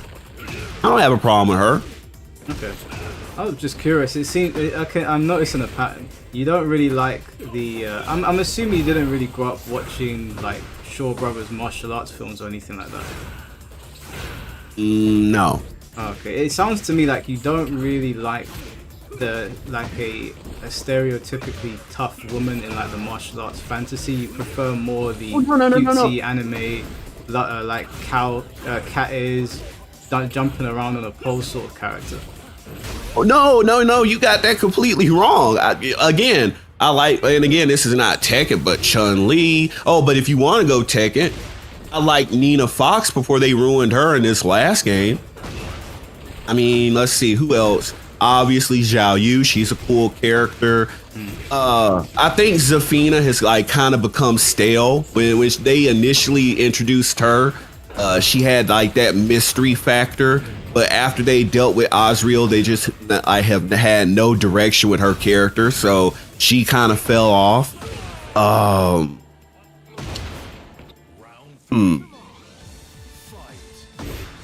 mean, I don't like Asuka or Azuka right now because of her character model, but like when she first showed up, she was cool. Lily, she's cool. I like her, so like, well, what's the problem here? Do you like Anna Fox? I mean, I like Anna. She's okay. I just don't give her as many points because it just, I know it's for storyline purposes, but I feel like she's too connected. She feels like an accessory to Nina instead of feeling like her own character. And I feel like she should have had her own desires, her own character arc instead of it always being connected to Nina. Okay. Well, do you understand now why I don't like Mirizo? I mean, I can get it. So, I mean, from what I gather, you would have liked Miari Zhao if she had come in looking like Marisa from Street Fighter 6 and acting like that. No. Do you know? Do you know who Ivy is in Soul Calibur? Yeah, she's one of my favorite characters. Okay. Do you know why I like Ivy? I can venture. Take a guess. Take a guess why I like her.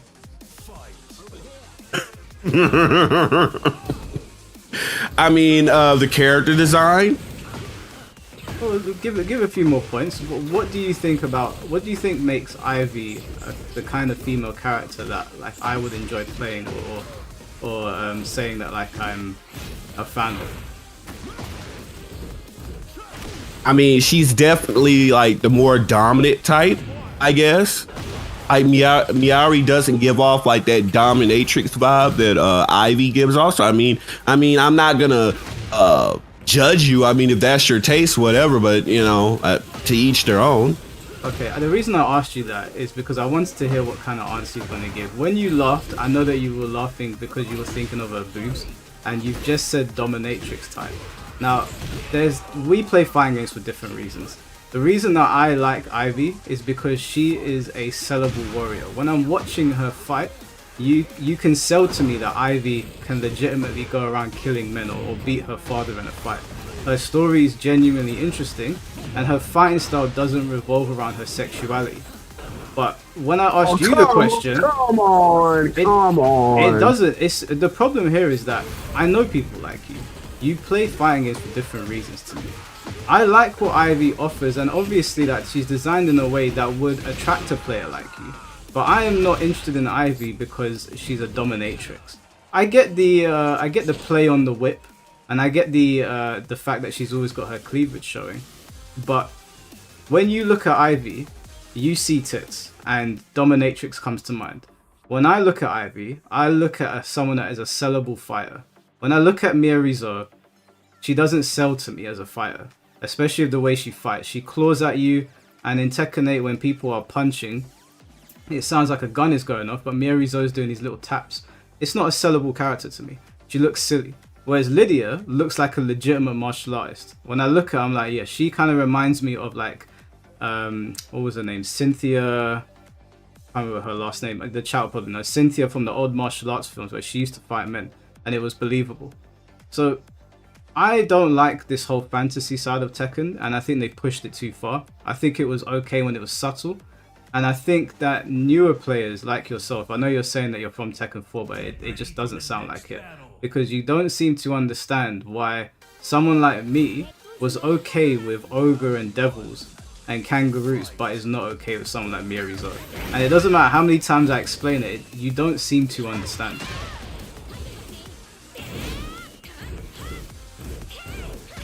I mean, to some degree, I feel like you're being a little bit disingenuous with the whole Ivy thing.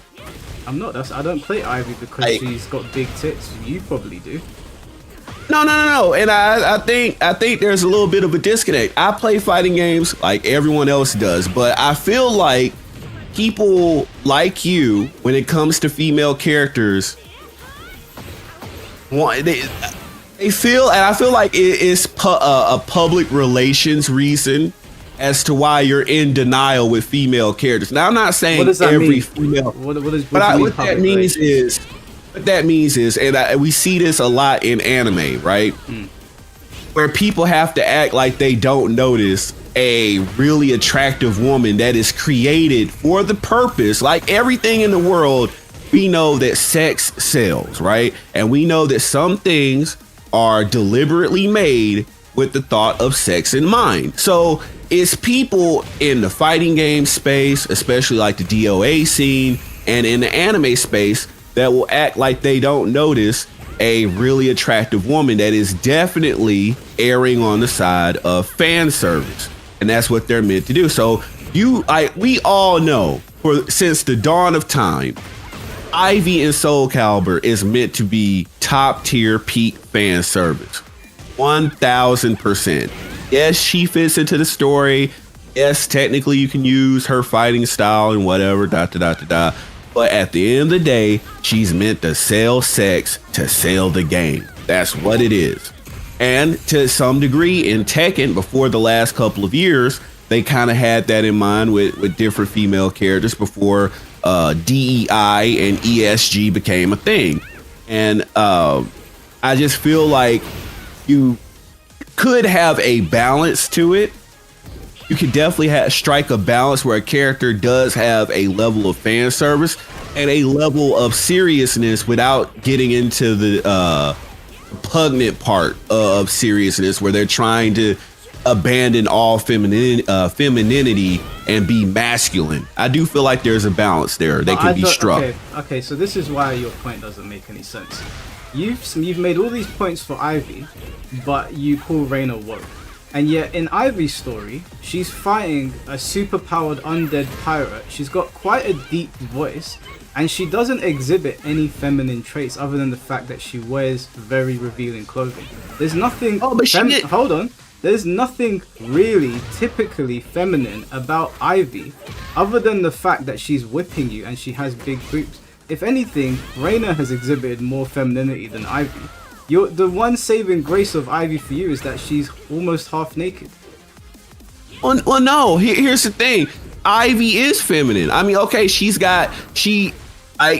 a difference. Ivy is obviously what, like late 30s, maybe peaking 40, and for all it is, she's really good for her age. And obviously Miyauri Zhao is what, like 19, 20 or whatever, so she's on the other end. And obviously there's going to be different tonality to their voices. They're going to sound different. So Ivy goes into a lower female pitch that has, like, I won't say raspy, but a lower feminized tone. Whereas Miyauri, she just sounds higher pitched. That's just the difference. And yes, they are feminine. But what is typically feminine about Ivy that isn't typically feminine about Reina? Ivy is a hyper-aggressive female character. You've played the Soul Calibur story, right? She's constantly angry. She's constantly on the attack. She basically attacks everyone. She's going after an undead pirate who you would probably say if Ivy didn't have big boobs and a whip, and she looked like Reina, and she was going after an undead pirate that's shooting guns at her and teleporting, you would call that woke. There's nothing that Ivy does that is typically feminine. Oh, it is? Okay, it is. Okay, here it is. Ivy is not afraid to use her sexuality as a weapon. She's not afraid to use her femininity as a weapon. When does she There's do a that? difference there. When does she ever do that Okay, in the story? obviously her whole fighting style is revolved around for BDSM. Okay, let's call it what it is. She goes around with a whip. She attracts people with her sexuality, and then she takes them out. She's a regular femme fatale. Like, what are we going on here about? What character did she lure in with her sexuality? I mean, we take don't out? see it. We don't see it in the storyline, You're right? you're making this up. But obviously, that's the theme of the character. She's a femme fatale. Perfection. Hold on. I just need to get something straight now because I've been playing Soul Calibur all my life, and I even played it competitively. Can you expand on this? Where have you seen Ivy doing this? I just said it. We've not seen her do it in story, but that's the theme of the character. That's your She's fantasy. a femme fatale. That is your fantasy. That has never happened in the story. You've taken that, you've interpreted that from the fact that she has a whip and she's got her boobs out. She's not luring people into a fight. If anything, Ivy's the kind of person that kicks the door down and starts attacking people. She's not going into a bar looking all sexy and then luring a guy outside just to kill him. She's the kind of character that would do what you would say, the same thing that Reina would do. Burst through the door and start killing everyone. I don't know, man. I just think that you have a skewed interpretation. No, and also I need to push back on something what you said. You were talking about public relations. Basically, I say things for PR. When you've come to this channel multiple times and you've seen the kind of content I post and the guests that I have on my channel, and somehow you think that I'm saying things to save face or to get sponsors? No. What I'm saying is, you're doing a thing where you're like, oh yeah, I don't know this female is really attractive and sexual. I just take her as a serious fighter, and I would never notice her because of her curves. Oh no, I didn't say that. I never said that. It's not noticeable. You might not have literally. Hold on. I'm saying you're making stuff up. literally. You're making stuff up again. Because I think you're not getting me. I'm not saying that you literally word for word said that, but I'm saying that your behavior around that is as such. Okay, like, let me ask you a going question. out of your way. Is that what you believe I'm doing? Even though you're acknowledging that I haven't said it, do you believe that's what I'm doing? Yeah, I believe that you're going out of your way not to pretend like you're not noticing that Miari or Ivy or any female character is attractive, because the general public, especially nowadays, since it's gone woke, would pretty much crucify you for doing that and be like, oh yeah, he's just a gooner. He likes attractive women. Oh yeah, he's bad. Let's crucify him. But that has never been something that's happened on this channel. We were sitting here playing DOA in the bikini costumes. Yeah, it's not happened on your channel, but again, you seem like the type that would try to keep up your PR image, right? So you don't want anyone to get the... You're saying that, but you're not giving me any examples. When have I ever exhibited that kind of behavior? Ever? Just because I'm saying that I like playing female characters because of how they interact with the martial arts fantasy, you've taken that and you think that I'm trying to protect my image. That doesn't even make any sense. I watch anime. I openly told these guys that I watched Prison School and it was one of my favorite comedy animes recently. If I was trying to protect my image, why would I openly say that? I don't know, but I was not there for that, so I wouldn't know that piece of information. But what I'm saying is, out of how you just, I'm just saying, out of how you just kind of tried to analyze me off of the Ivy thing, like you tried to ask me a line of questions to figure out like what I was thinking about Ivy, and then you went a completely opposite route and say, oh, I just like feel like she's a this and a that. It's like, nah, bro. We all know if we could get the creator of Ivy in this room, he would tell you what the intentions of that character was, and it's to be sexual. But you went out of your way to almost like be in denial of the sexuality or the level of sex that the character is meant to exude. No, you heard what you wanted to hear. I told you why I play characters. I didn't say that they're not obviously sexy. I'm not saying that sex doesn't sell. Those words never came out of my mouth. So unless you hear me saying that, that's not what I'm saying. I said to you that we play fighting games for different reasons. You are the kind of person, I believe, that would see a character and not care too much about how they fight and care more about how they look. I'm the kind of person that sees a character and cares more about how they fight rather than how they look. And I would say that that's wrong, because if Miari's had come out and she was a sucky character, again, I just played the character yesterday and I said, oh yeah, she handles awesome, she's awesome, and she's great to look at. Now I don't know about you, but a lot of us play these fighting games for hundreds of hours, if not thousands of hours, if you put all these fighting games together. Now, okay, you're cool if you play male characters every now and again, and fine, but I don't know about you, but if I'm expected to sit on this game and learn this system and play it and enjoy it, I'd rather be looking at woman ass and not man ass for all those hours. Just being honest. Sorry. Like, it is what it is. So if I play a female character, I don't want her to be boring and try to be preachy and woke and I am woman, hear me roar. So I did not come here for that. We get enough of that in the real world. I came here for the world of fantasy, the world of Tekken or Street Fighter or Soul Calibur or what have you. And it's supposed to be exaggerated and larger than life. And that's what these characters need to be. So when I play a character, I have different criteria for why I will play a character. And yes, attractiveness for the females is one of them. Just like you wouldn't want to, if you pick a male character, you typically don't want to pick a, I don't know, like even like whether you're straight or the other thing or whatever. I feel like we all have a level of attractiveness that we would want, and I don't even like using that word, but attractiveness to how we pick a character. You understand that you just made my point for me.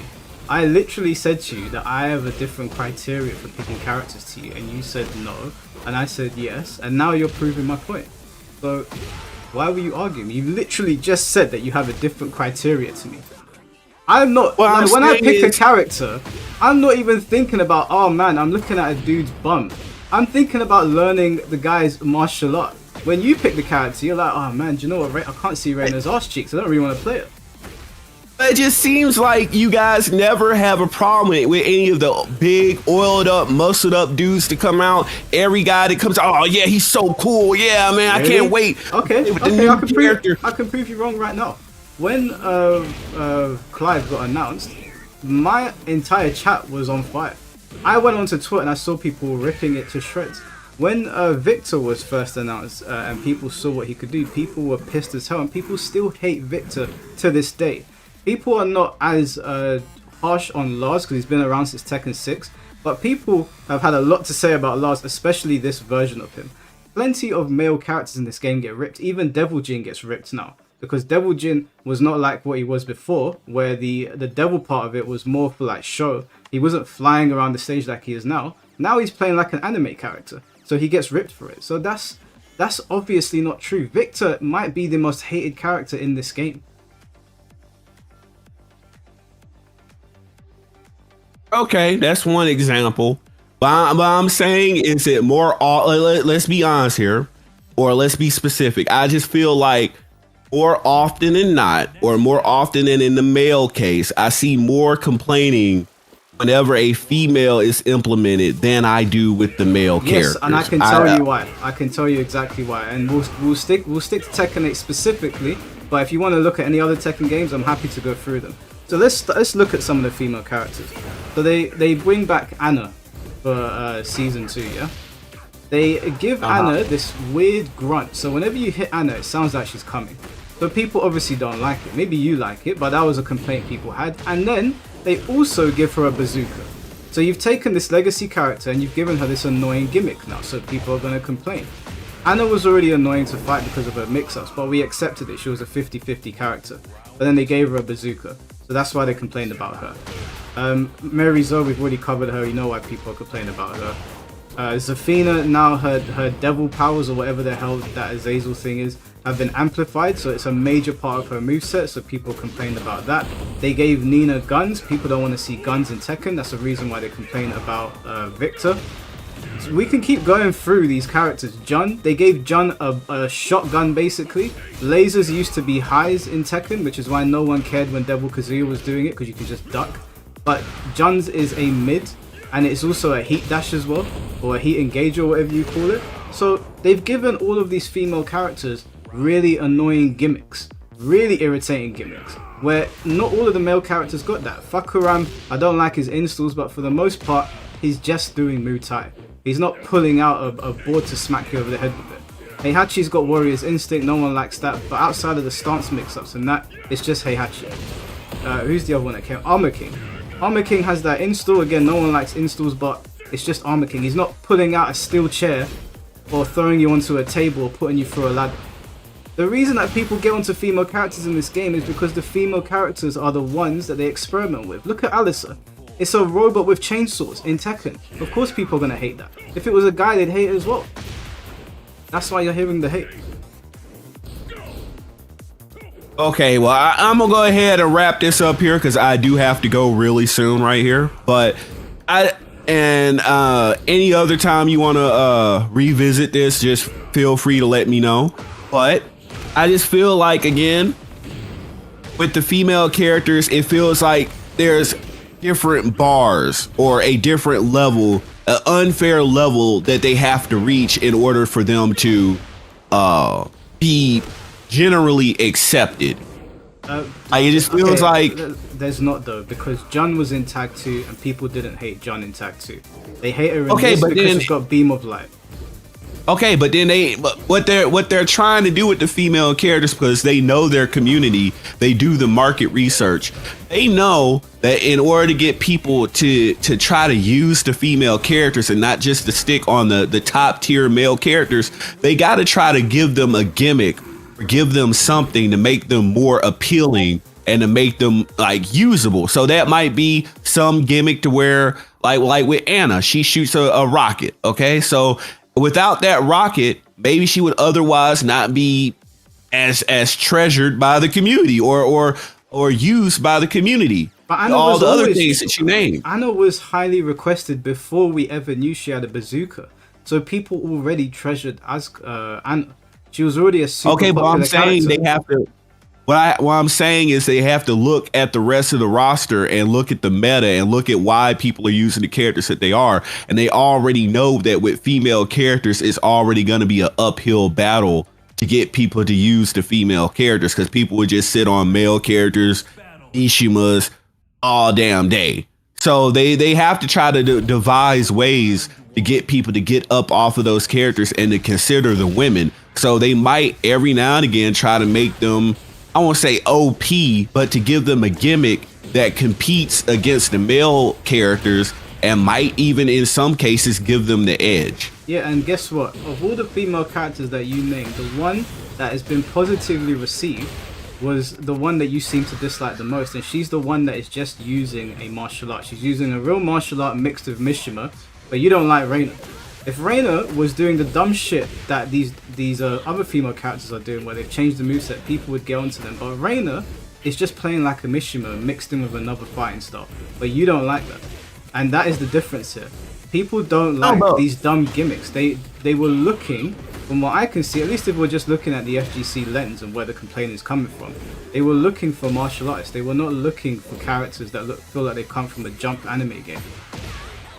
Okay, but then if they had done that to Miyauri Zhao, how many people would have gotten to talking about Miyauri? Like if she did not have the stuff, if she fought like a regular plain martial artist, how many people would be invested in that character? Like, to be perfectly honest, because they have to try to compete. Like again, I know we're talking Tekken 8, but like with Street Fighter, they have like super attacks, these highly cinematic, eye-catching super attacks. So then Tekken has to kind of up the ante, or at least try to match what is going on in the fighting game industry. So they have to look at Mortal Kombat, Street Fighter, whatever, and so they have to try to put a little bit more gloss on the characters. Like, okay, well, we could make her fight with Taekwondo or make her fight with whatever ancient martial arts, but you know, that gets a little bit boring. So we have to put something extra on the character to spice them up a bit to make people want to use the character or want to buy the DLC. So you can't really fault them for doing that.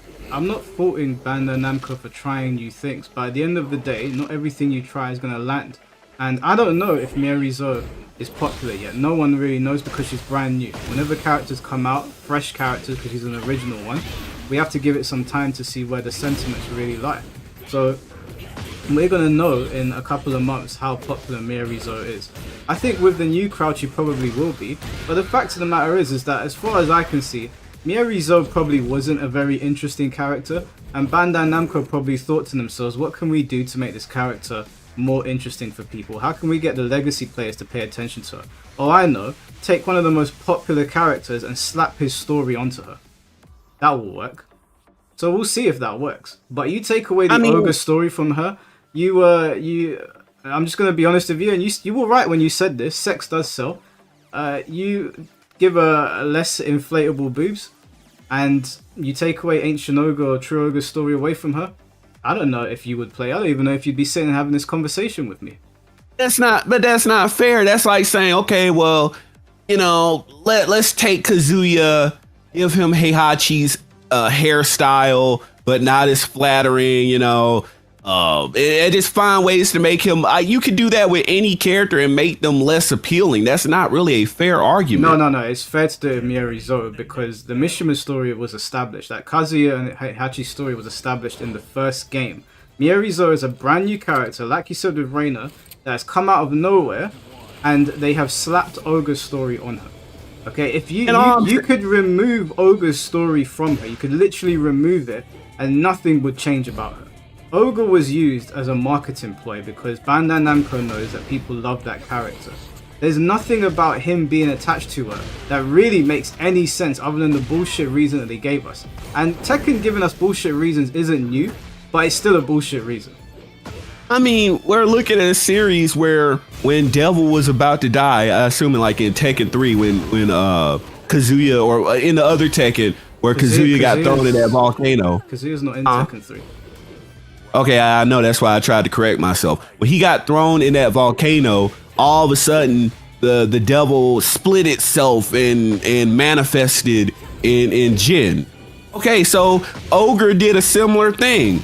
He manifest, or I mean, I know that they might potentially be going with different ogres. We don't know if it's the same ogre reincarnated or a different ogre or whatever, because there's a potential for them to be doing multiple ogres in this. But yeah, a ogre reincarnated like the devil did in Jin. It reincarnated in Miari. We got to give it time. We got, like, not everything is going to be answered in the first appearance. We got to give it time. We got to give it time to settle. Let the story marinate a bit. Let it kind of progress a bit before we get ready to say yay or nay.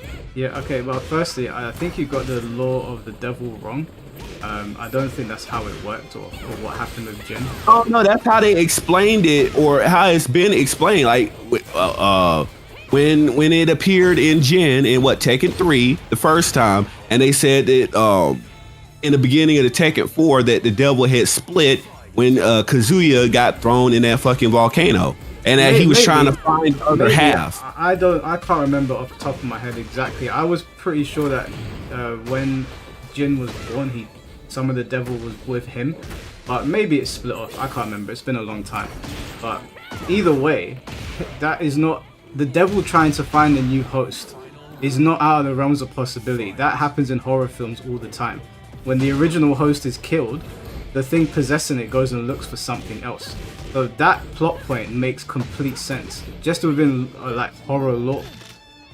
Okay, one more thing before I have to go. Why would that not make sense for Ogre then? He's basically, we're talking supernatural beings. Both of them are supernatural beings. Why couldn't Ogre do the same thing? Ogre's not a demonic entity. He's an alien. So he would not split off and go look for another host. I mean, he's still, alien, but it's still supernatural. We don't even know how his species works. Maybe his species works like that. We don't know. But we do know. We know that he's a fighting god.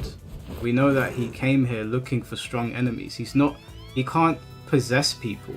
The devil is basically like a beefed up evil spirit, and when he possesses somebody and takes over them, if the host dies, he'll go and possess somebody else. Ancient Ogre's not entering people's psyches or their bodies. He's going around killing martial artists. So they're not the same thing. All right, well, we're gonna have to call it a break here or whatnot. If you ever, I mean, this weekend or whatever, we could revisit this or however you feel about that. But that's just how I felt about it, and I thank you for having me on. No, do you know what? I'll message you. We'll revisit this. All right, man. You have a nice show. All right, man. Take care. Bye bye. Get ready for the next battle. Man. Round one. Sorry, guys. I didn't see your super chats. Let me read them out. Oh, Jesus. Where are we? Sorry, guys. I didn't mean to miss these. I'm no gooner, but Zoe is tempting me to hit the lab in order to master the one-handed booty bandit playstyle. Thank you, Tom. I appreciate you, man. Also, thank you for the $5 again. So our tomboys are just SJWs by default. Like, what the fuck is this logic? Bro, you know, this is why I like talking to people, because I know who has played Tekken and Soul Calibur for a long time and who hasn't. They literally just made up things that never happened. OJ, thank you for the $2. Reina acts cutesy when she's being conniving. Yeah, that's true. She did act cutesy from time to time.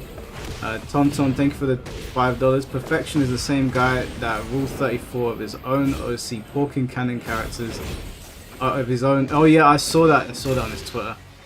Double teaming with Marisa from SF6. Google it. I'm not lying. Yeah, no, I didn't get into that. I had more questions, but you know what? I think I will have Perfection on. I have more questions for him.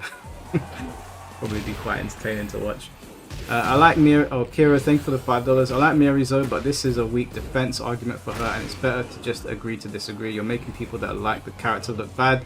Yeah, you didn't send your best, people. To be fair, you didn't send him. I picked him out of the crowd, but it was the perfect person to speak to because a lot of the arguments are the ones that I hear on Twitter. Tom, thank you for the $5. So by that logic, is every female character in Cyberpunk woke because hair color? Yeah, that made no sense. Because I'm pretty sure I've seen, like, even when I went to Japan, there was so many girls with loads of like different colored hair. They don't look at it the same way we do. I know people over here, and I understand it to an extent, but they see a girl with like colorful hair and they immediately think she's woke, even though that assumption is still dumb. But in Japan, that's not a woke thing. I would walk down the road, some girls would have purple hair, blue hair, pink hair, rainbow colored hair, had nothing to do with LGBT. So the fact that like it's a Japanese game and Reina has purple and black hair and that somehow makes her woke is really just I didn't even know what to say to that. OJ, thank you for the $5. I hate this character's woke arguments because it devolves into it is imperative you don't make this character this way bad because it's bad. It didn't even make sense to say that Reina's woke. She's never done anything that would even make me think that. It's just so silly. Isaac, thank you for the $5. Actual nonsense, bro. But this is why it's good to have people on and listen to what they're saying, because this happens on Twitter all the time. It happens on Twitter all the time where like you're talking to someone and you're just sitting there and you're like, man, I wish I could speak to this person because I know they don't know what they're talking about. But on Twitter, anyone sounds like a fucking professor with 10 PhDs. Or at least they try to. The 9th, Matza, thank you for the $10. Dude was yapping, but still better takes than D. Oh, there was no need for that. Get ready for the There was no next need for battle. that. Yeah, leave D alone. Thank you for the $10 though. Tom, thank you for the $2. Check your Discord, please. Alright, cool. Give me 1 second. Let me come back to chat before I check my Discord. Isn't Japan anti-progressive? Yeah, dude. I'm not gonna speak on behalf of Japan, but all I'm gonna say is that I saw and I heard some stuff when I went over there. Let me just say that certain communities that are over here, it's not as accepted. So the fact that like they have colorful hair over there is not indicative of them being woke. That is Doesn't even make any sense. Maybe try like going to the country first before calling them woke because they have green hair.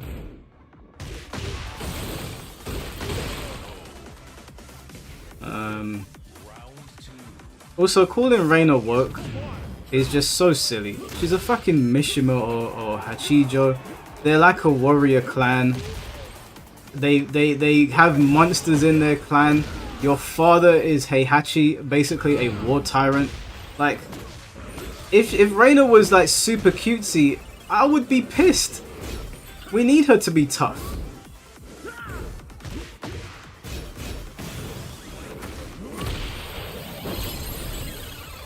Oh my god. What the perfection? What is this? Hold on. Hold on. I need to put this on screen. People need to look at this. I mean, you posted this publicly, so it's not like I'm leaking a DM.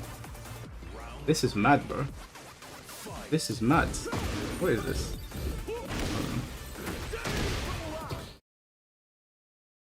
The Lord Paragon removes the evil Negaforce Devil Ape Woman gene from Mirko. Paragon, through his life of training and living in the divine realm with the angels and gods, discovered many techniques, including the ability to cast out demons akin to techniques like Soul Punisher. Brother, what are we doing here? What are we doing here? Okay, like you're removing an evil energy from her. Did you need to grab her boob? My friend, what are we doing here? We play fighting games for different reasons, okay? Don't ever try to tell me otherwise. Absolute nonsense.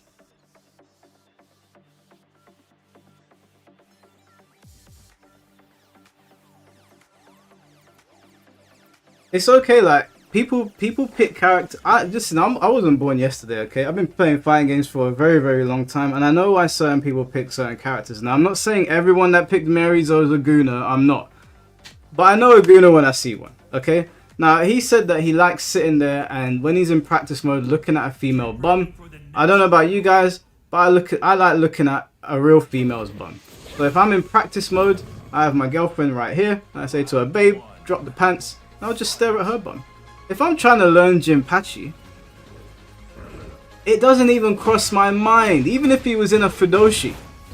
Even in Tekken 4, when Heihachi had that costume where he's in a Fudoshi and you're fighting him in the arena, it wouldn't cross my mind to be like, damn man, I'm trying to hit these electrics, but all I can do is stare at his grandpa buns.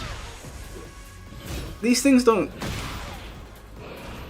And then to say that I say these things for PR moves? Bro, I watch anime. Anime's got so much Guna stuff in it. I watch anime with my girl. I watch One Piece. I mean, come on. I don't have a problem with them drawing characters a certain way. I don't have a problem with them having women with big boobs or big bums or ridiculous physiques. I know that's a part of the whole like selling point. I'm just saying that when I'm picking my favorite characters, that's not why I'm picking them. I don't pick my favorite characters because they have big boobs. I pick my favorite characters usually because of the motivations in the story. If their power is something that I like in One Piece, for example, I love the way the admirals are dressed. I think they look so cool. They look so intimidating. And then on top of that, Akainu's got lava powers. That's one of my favorite things. Like, Magmar was one of my favorite Pokemon when I was growing up, other than Mewtwo. Like, I love Magma powers. Like, Magma users are my favorite, or some of my favorite. So I look at those things. I'm not looking at like, oh, do you know what? I like Nico Robin because she's got a massive bust. I know why. I know that people like that about her, and I'm not even flaming people for that. But I'm just saying that, like, when you release characters like Miorizo, her look doesn't sell it. That's not a selling point for me when I'm playing a fighting game.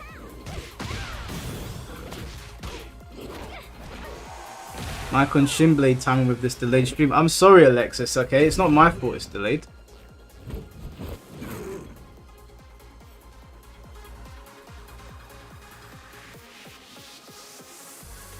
Mr. Jamie, thank you for the 199. Reina didn't steal the spotlight from Jin or Kazuya. No, she didn't. She did not. But Reina's a great character. I think they did a great job with her.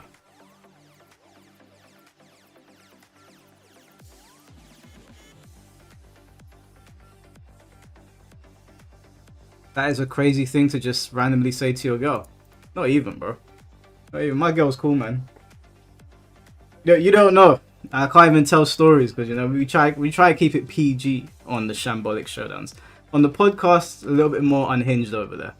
But on the Shambolic Showdowns, we keep it PG.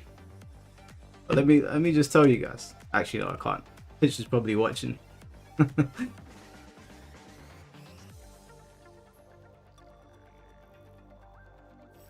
Don't come at Nico's bust because listen, I'm not coming at busty characters. I'm just saying. And I know why they're there. I know what the selling point is. I get all of it. I'm not against them. I'm not advocating for women to not have big busts. I'm not saying any of that. That would be crazy to even suggest. I'm saying that when I pick favorite characters, boobs don't come into it. Boobs is not one of my criterias for picking a character.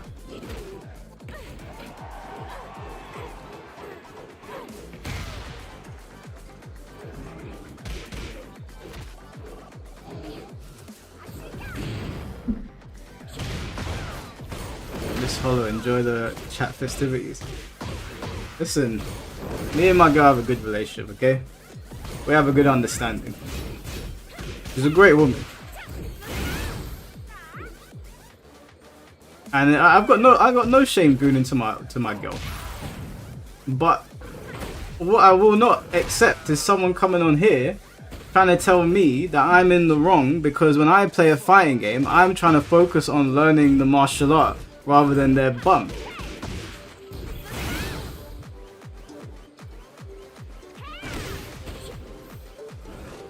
Just out of curiosity, why are you shirtless? I'm not shirtless, I've got a vest on.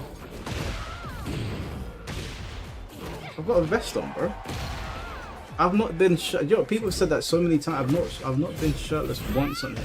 I've got a vest on because I'm doing a step challenge with my friends and I was a little bit warm, so I'm wearing a vest in my room.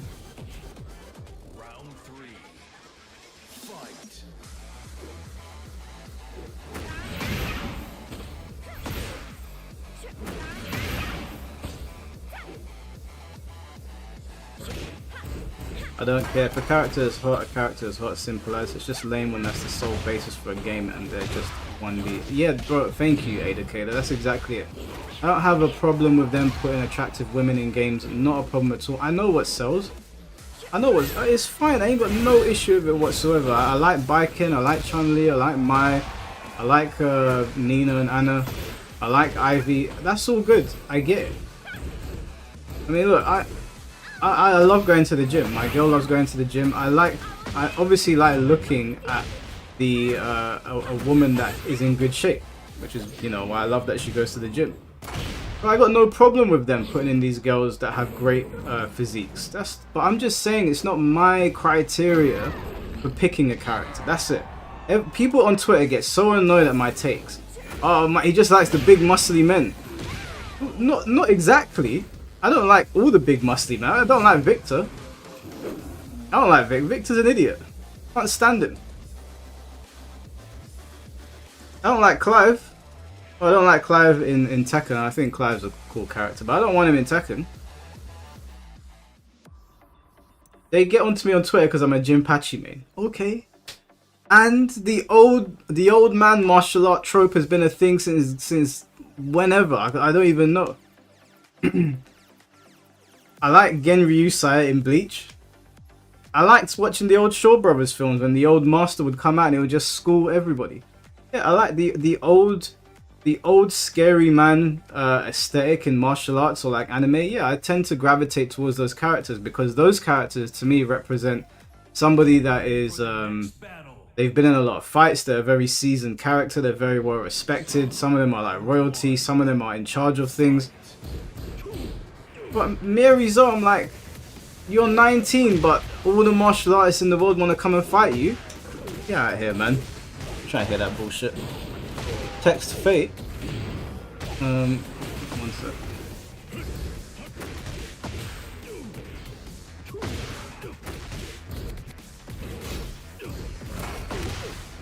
Text Fate? Why Text Fate?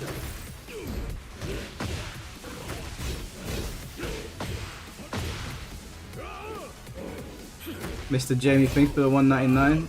Bike and fighting game's sexiest cripple. But yeah, she's got one arm in it.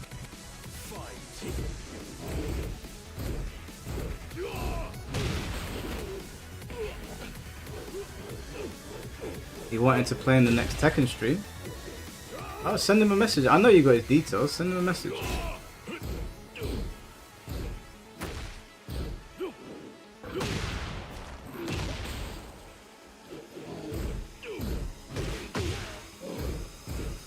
Cradle to the Grave. Oh, Cradle to the Grave is a great film.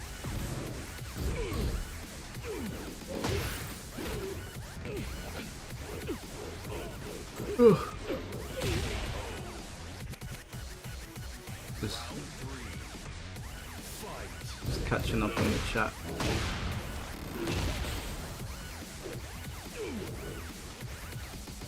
Defi, thank you for the 1 month, bro. Appreciate you.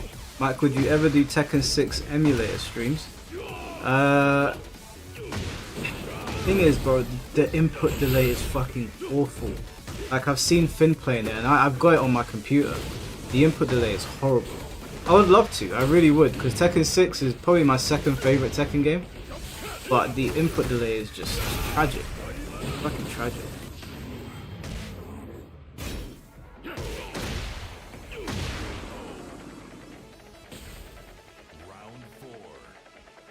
An old man kicking everyone is cool, sure, but a newbie prodigy kicking veterans is also cool sometimes. Well, the thing is, Ladank, is that we all have different tastes. If that's what you think is cool, then that's fine as well. Maybe it is cool in some instances. I haven't seen one in a little while, but yeah, I like the martial artists, whether they are male or female, that looks like they have been in a lot of fights. They look tough. Now look at Miyamoto, she looks silly to me. Like she looks like a silly character. Very goofy. I'm not a big fan of that. The wacky character in Tekken was always was Yoshimitsu. But Yoshimitsu, although he does wacky shit, when you look at Yoshimitsu, you don't go, that's a goofball. Like Yoshimitsu still looks menacing. Like, you can sell me on this space ninja being a real threat, because you saw Yoshimitsu in a dark alleyway, you'd probably shoot yourself. If you saw Miyamoto, you just walk past her, you'd be like, oh, I saw that girl like 10 minutes ago in Primark. She don't look like serious business, you know what I mean? But if you're into her, it's fine. It's not all about me. It's not all about what I like. But if a new character comes out and I see that character and I don't really like her, I'm just gonna be like, I don't like it. T-Word, thank you for the 18 months. Appreciate you, bro. Hey man, you looking forward to season 3 or checking out? No, I'm not checking out. I'm not checking out. That's a cool Tsunade costume. Yeah, I'm not checking out. You know, Tekken has been a part of my life since I don't even know when. Like, I started so young on Tekken. It's hard for me to check out of Tekken. Like, I will probably always do streams for Tekken, but I've learned to just shift my perspective. Currently, this Tekken game, I see it as a party game. This is a goofy game. It's not something that I'm gonna like lose sleep over because I lost to somebody that I think is like not as good as me, or like I'm stuck behind plus frames. It is what it is. So I won't check out. I'll be here. I will probably always do streams for it, but as you probably noticed, they probably won't be as frequent as they used to be, because we used to do a Shambolic Showdown at least once a week, maybe twice a week sometimes. Now we do it twice a month. Yesterday I was gonna do a Shambolic Showdown, and I was sitting here and I was setting everything up, and I was like, nah, I'm forcing it. Like, I'm actually forcing it. I should only play it when I'm in the mood. And today I was sitting here, I played a Yuhaba after I did my step challenge, and I was like, okay, do you know what? I want to play some Tekken today, because if I force it and then I do a stream, you guys are gonna notice, you're gonna get bored, and it's not good for anyone. So yeah, I'll probably always stream it, but probably not as much. But we'll see what happens in season 3. We'll see what happens in season 3. Maybe it will be the change of a lifetime. OJ, thank you for the $2. Mokujin comes alive to save the world. But Can you imagine? Oh, what is happening here? What is happening here? King was getting himself a face full. Tom, thank you for the $5. Mierizo looks way better as a Final Fantasy character than a Tekken character. 100%. That's what I thought when I saw her. When I looked at Mierizo, I looked and I was like, she looks like a Final Fantasy character. She looks like somebody you'd have in your team momentarily. Now, someone in chat, I apologize. Someone in chat earlier on said that the Mierizo hate is forced. And that was around the same time that I started talking to Perfection, so I couldn't read what you said.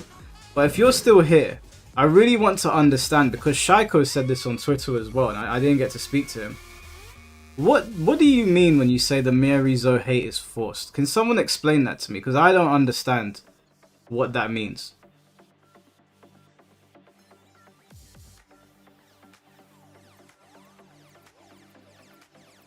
By the way, I wanted to ask you this. Have you heard of the channel Myth? He uploaded a bunch of KOF OSTs and ASTs and CVS2 OST. His channel got falsely terminated without warning. Oh, that sucks, dude. I've never heard of him before.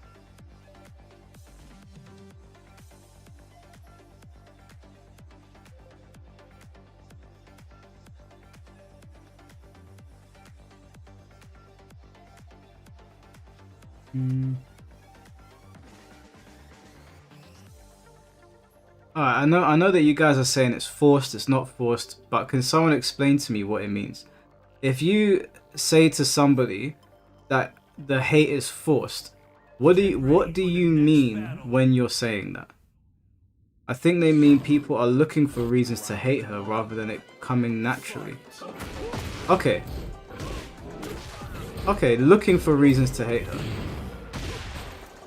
The reasons that have been stated, whether you agree with them or not, would be legitimate reasons to not like her, right? The same way that like I like the stereotypical martial artist, that would be a legitimate reason for somebody, I don't know, to dislike those type of characters because they're sick of those.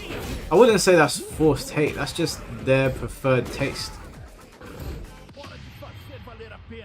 I don't think it's forced, but I do think you calling her goofy is a stretch. Okay, why do you think me calling her goofy is a stretch?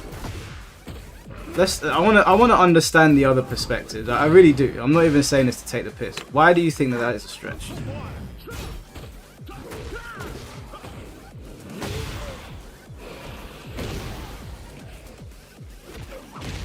They're just looking for the worst parts in the character to complain about, so they can say that they hate them instead of appreciating the whole character and what the character can bring. But can you not acknowledge both sides? Is there not a realm where I can say that I hate all of these things about her, but I appreciate this particular thing? I'm not even just saying that particularly for Mierizo. I'm just saying in general. What if you hate 9 things about her but like 1?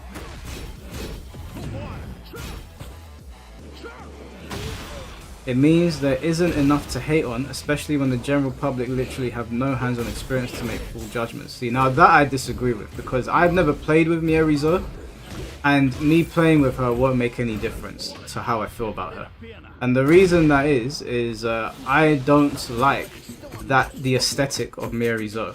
When I'm looking at Mierizo, when I'm looking at her, she looks like something that I don't want to see in Tekken.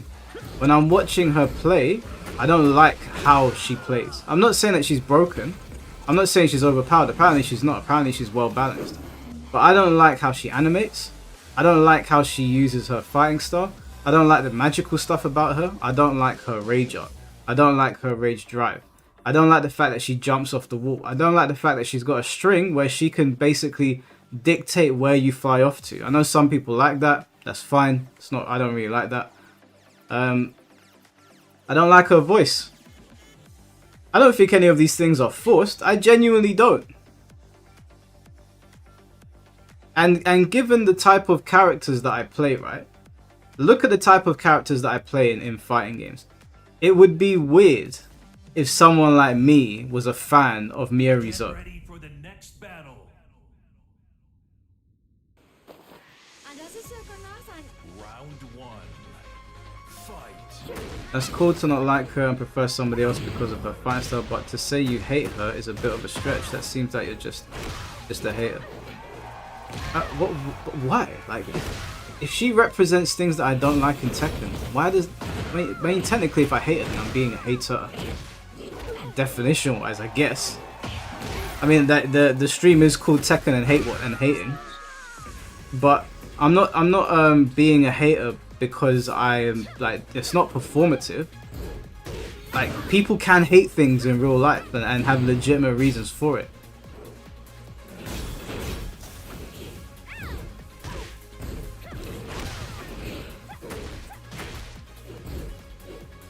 Yeah, like Alyssa as well. If Alyssa disappeared from Tekken, I'd be happy about that. I know she's been here for a long time, she's got a lot of fans now, so maybe that would piss people off. But Alyssa is a flying robot with chainsaws that can launch her head at you and regenerate it. Why would someone like me like that? That's not forced hate. But of course I hate I don't have to force that hate. You can see it on my face when those kinds of characters get announced.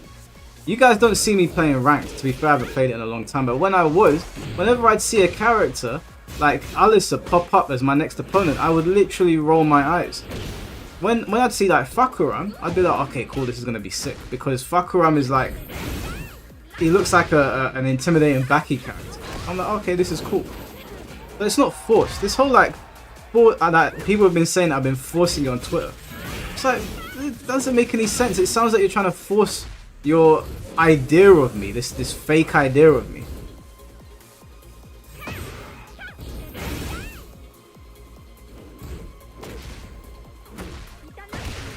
Yeah, and I hate Victor as well. Victor represents everything that I hate about Tekken 8. But no one brings that up, even though I've expressed that he's my most hated character in the game. But no one brings that up because it doesn't fit the narrative on Twitter, right?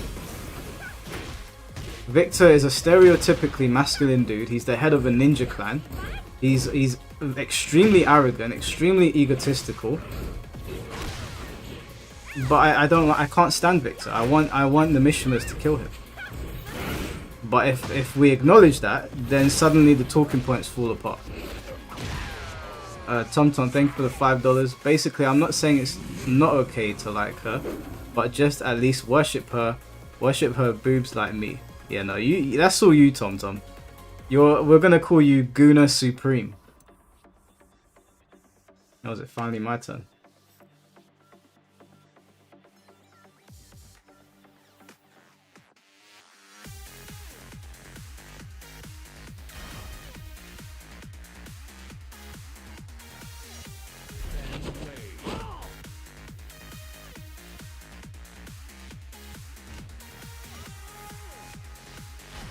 But yeah, I hope that makes sense. Victor arrogant. Yeah, bro, have you played the story mode? Victor is about as far up himself as possible. Even his win poses. His win poses are super arrogant.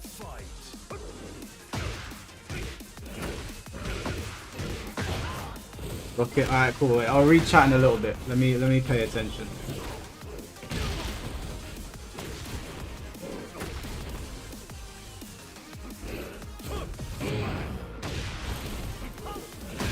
Alright, this is going swimmingly.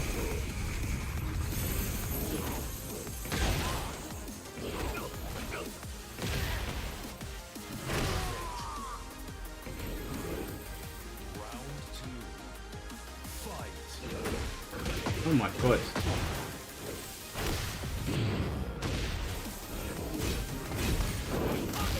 Oh my god.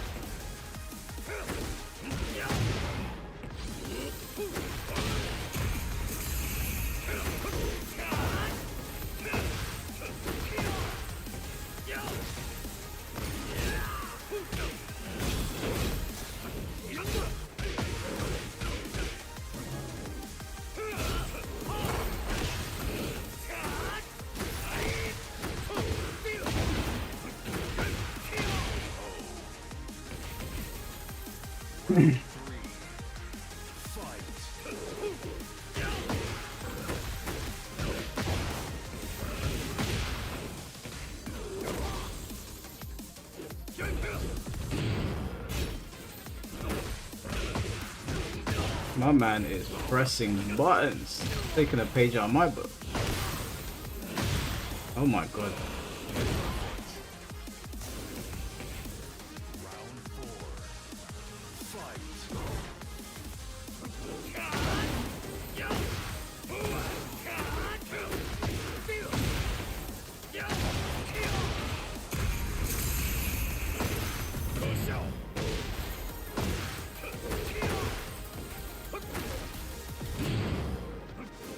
Out of range.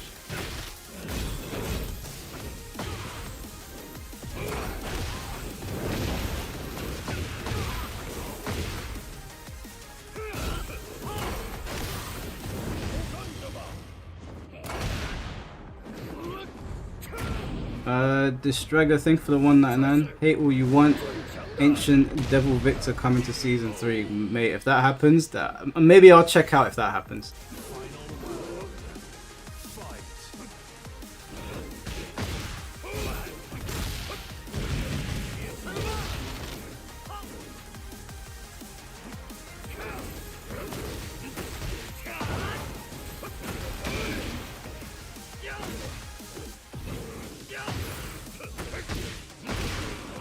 GG's, bro. You almost had me there.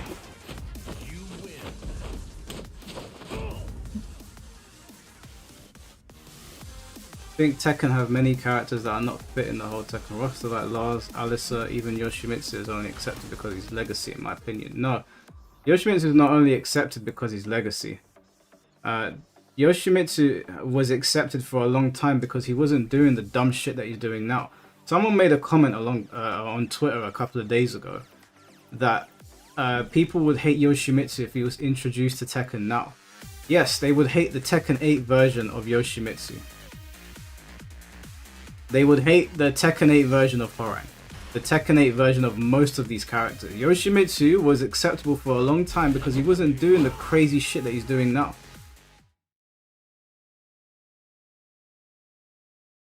Yoshi was for the most part, yeah, he was the wacky version of Tekken, but Tekken was not operating on this Shonen Jump level that it is today. The level was much lower. So by comparison, of course Yoshi was acceptable. They would hate the Tekken 8 Yoshi. Round 1. Fight.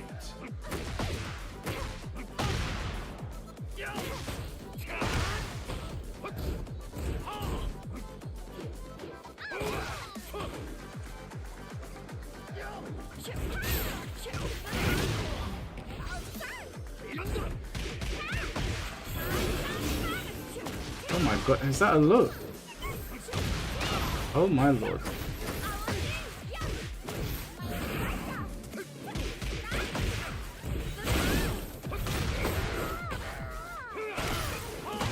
You know what else I hate about me? I hate the way she's animated. I hate the way she's animated.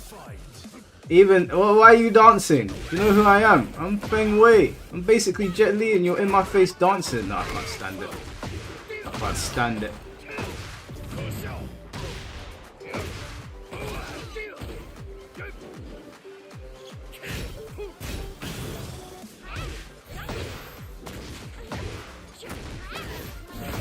They should make more grounded female characters like Kazumi. Yeah, and Kazumi even had a tiger and she was more grounded than the shit we're seeing in this game.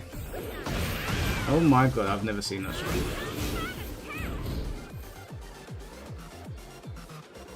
You stay back, demon woman.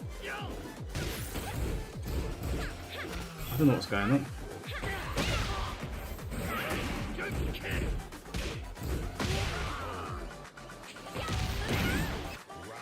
Bro, this OST is awful. I can't even change it because I don't own the stage. The ogre part is pretty good, but it's still not as good as the original ogre theme. I don't know what's going on.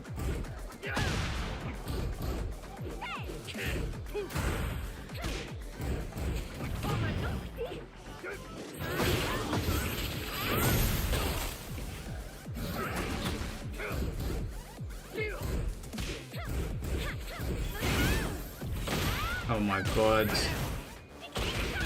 Hey, what is that, man? She's clawing at me.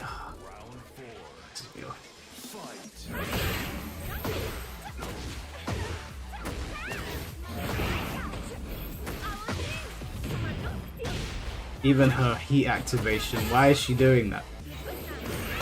Oh my god, when does the string end?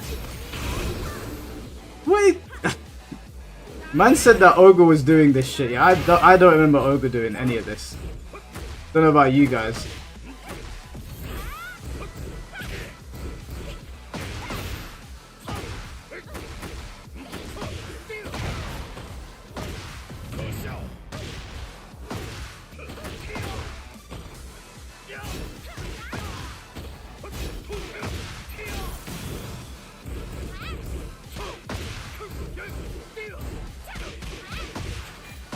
Oh my god, I didn't know what was going on.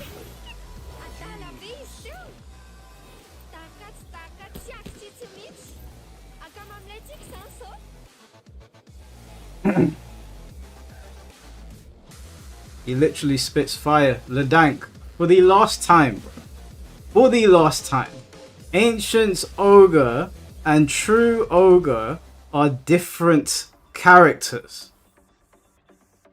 I'm gonna have an aneurysm trying to explain this to people.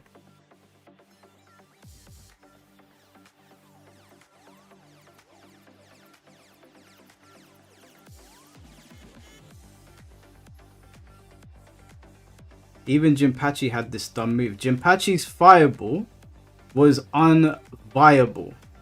Okay? I was a Jinpachi main. His fireball was unviable. If you were getting hit by Jinpachi's fireball in the neutral, you deserved it. It took 10 hours to come out. The only time you would see Jinpachi's fireball is if you did Ball Rising 2 into 1+2. And at that point, it doesn't matter if he's doing the fireball because it was a bound. It comes out of the sky like a spirit bomb, but he can only do it if he lands the launcher. So it doesn't matter because you're already in the air.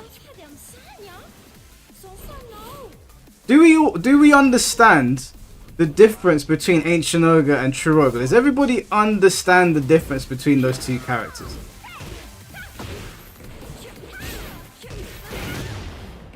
It doesn't matter if he had it, because Kazuya had lasers, Devil Jin had lasers.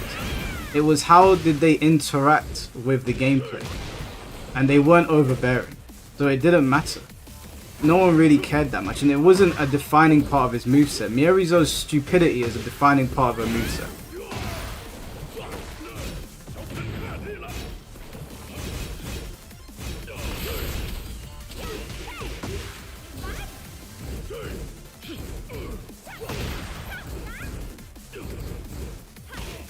Bro, I was literally arguing with someone on Twitter the other day. They were saying to me, why do you want Ogre in the game so badly?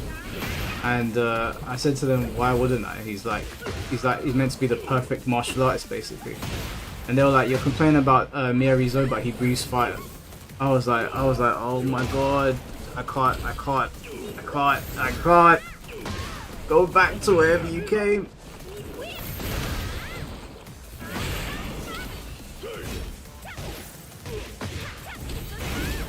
I'm not rage baiting. Yeah, no, do you know what it is, yeah? I just think you probably hear the name Ogre and you think that it's True Ogre and it's fine. But they're not the same character. Those are two separate characters. Wait, Tom, be nice to Ledank, man. He's been here for a long time. He probably just doesn't know the difference between the two.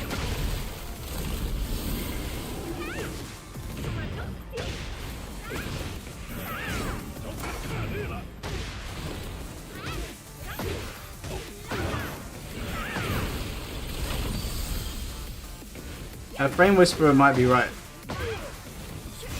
I might be fighting a losing battle. I remember too little of Green Ogre. Okay, well, all you need to remember about Green Ogre is that he was just throwing hands. He had one move, I think it was forward 2. But even that was not like it was a supernatural move, but all he did was grab your neck and then choke you. And it kind of looked psychic, but The only time you see him using his psychic abilities is after he's grabbed you. So if you do a 1 grab or you do a 2 grab, then you would see him like force choke you in the air. But that doesn't matter because it's a grab. If the grab was initiated by the force choke, then that would be a problem. But he has to grab you the same way all the other Tekken characters have to, so it's not an issue.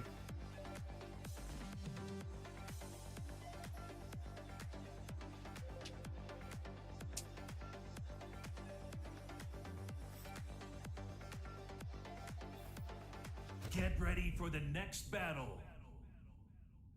Alright, where's this Nova Saiken video? I need to get this ready to watch.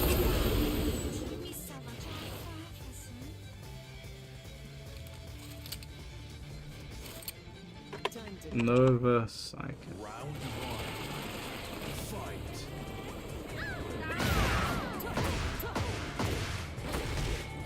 Yeah, we're gonna watch this Nova Saiken video because I haven't had a chance to watch the whole thing. I only watched a little bit. It seemed like a slam dunk from what I was watching. But my mouse is mashed up.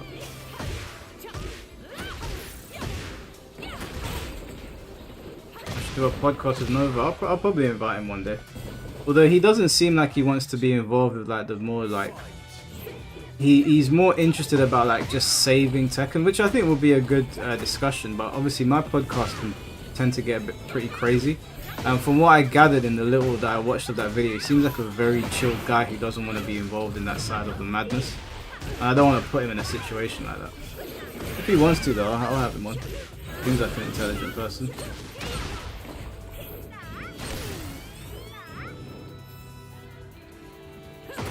I read crazy comments on Twitter saying Miyamoto is real Tekken.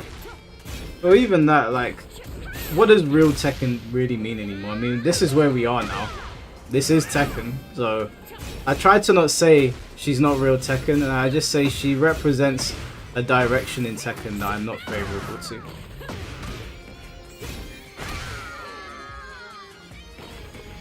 Round 3. Fight.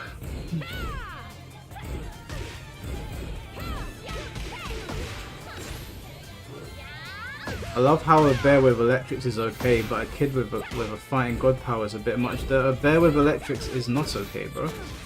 I know you've been here for a while, Matt, but maybe you missed it. I don't want animals in Tekken. I don't want them in Tekken. I can't stand the animal characters.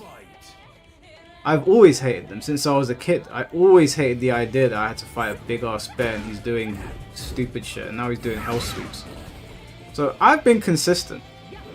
I don't like the animals. I think Kuma might be the only one that is possible because he's Heihachi's bear, and in real life there's footage of people fighting bears. So I guess within the confines of the martial arts fantasy you can kind of get away with it, but there's no need for Panda. But yeah, I don't want them in the game. So is Raven okay in your opinion? Raven in Tekken 5, yeah. Raven before Tekken 8, yeah, Raven was fine. I don't like what they did to Raven in Tekken 8. I think there's a bit of a misunderstanding. There are the Tekken characters before Tekken 8, and then there's everything in Tekken 8, and they're two separate things. The Shadow Clone stuff that Raven has had historically has been pretty tame. Pretty tame. What they did in Tekken 8 is they turned him into Naruto. They literally gave him Kagebushin. So, no, I'm not okay with Tekken 8's interpretation of Raven. I am fine with Tekken's interpretation of Raven before this. I'm sure we acknowledge that those are two different things, right? Part of the reason why I've stayed with Feng Wei is that even though Feng Wei is really strong, like Feng Wei is a stupidly strong character, he hasn't deviated too much from like the Shaw Brothers Jet Li aesthetic. Like the moves that Feng Wei's doing, I would expect to see in one of the martial arts films that I like. And even though I don't like the changes that they've made to him in the balance, Feng Wei is still just like, you know, he's just a Kenpo master. He's just very strong. The day that Feng Wei starts like summoning dragons and stuff is the day you might see me go, do you know what? I think they've killed the image of Feng Wei to me. I think I might be out.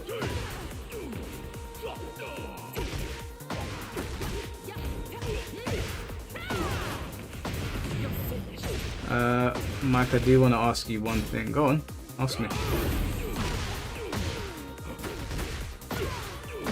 Raven isn't doing stuff as crazy as Victor Hanna though. Oh, well, bro, that's not a good benchmark. You're right, but that's not. It's not a good benchmark.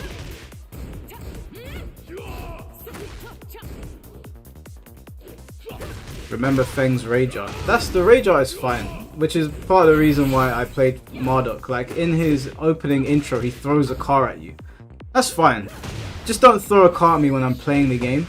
If his heat install has like numbers on it, and the numbers represent how many car parts he could throw at you, then I'm not gonna play it.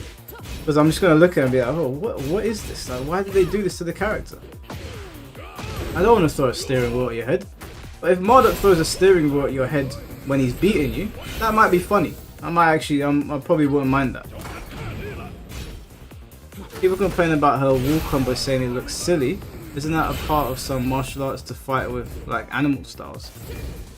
It is a part of martial arts to fight with animal styles. They've done that in loads of different martial arts films. The problem here is that when you watch these martial arts films where they're using animal styles, they genuinely look painful. Like what was the film called again? Was it 5 Deadly Venoms or something like that? Where they were using the different styles and it looked like they were literally ripping like each other's clothes and clawing at each other's chests and whatever. It looked painful.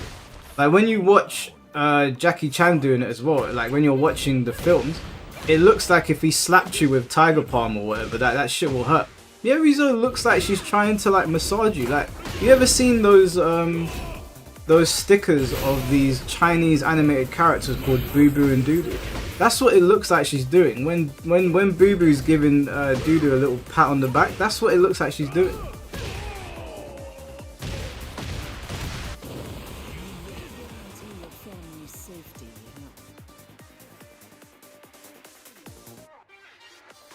That's why hers is different. The way she fights Alexis, she's not selling it to me. She's not selling. They're not selling her to me. It makes it even worse.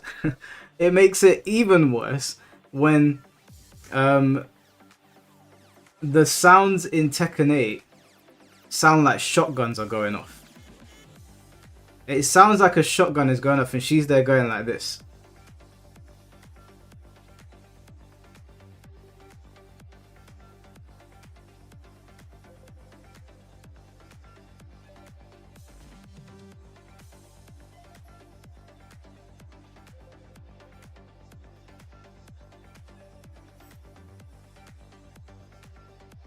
The way Mieri fights isn't an issue to me. Well, that's you, bro. We're two different people. Like I told people on Twitter, if it's not an issue for you, then more power to you. More power to you. If you spend your money wisely, then. The reason I haven't bought her is because her fighting style and everything she represents is an issue to me.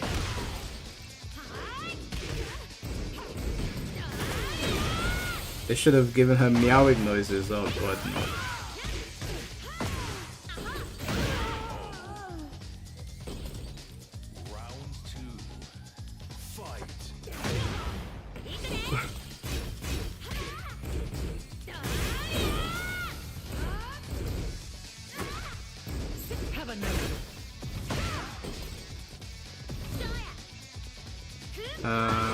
So I don't see how that looks like a massage. When she's clawing at you, it looks ridiculous. It looks absolutely ridiculous. If you think it looks fine, that's up to you. I'm not in charge of what you like or what you don't like. It looks stupid to me. She looks like, when she's doing it, it reminds me of the Tumblr days when those girls that would like go raw, but they'd spell it R-A-W-R. When she does that move, that's all I can picture. Yeah, Jehuti said it before I even said it.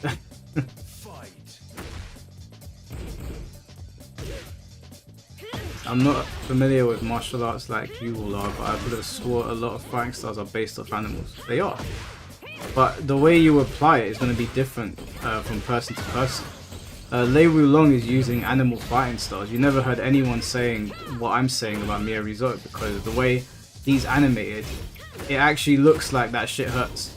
When I'm watching Miyamoto and she's doing some of that shit, I'm just like... And also, Lei Wulong is literally just basically like Jackie Chan. A lot of her animal stuff is her summoning animal parts. So even that is just like... It's just not for me. Die in silence.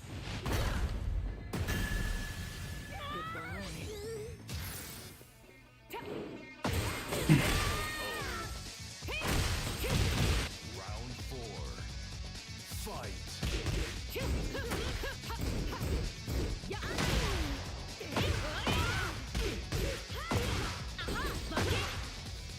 Listen, do you know what the best thing about Miyamoto? I'll tell you what the best thing is about her.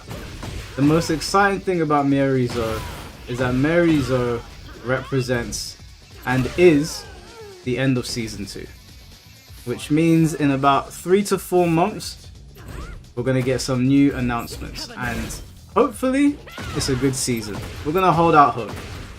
We're gonna hope that all hope is not lost. So when Miyamoto came out, I thought to myself, you know what? She ain't for me, but she's the end of the road. Okay, most of her move list is actually fighting Mike. She only summons a lemur tail and that arm for her launcher. That's cap. Doesn't she summon a horn as well? Doesn't a horn come out of her head? Going on maximum DJ, you're still Tekken Emperor. Gotta work harder, bro.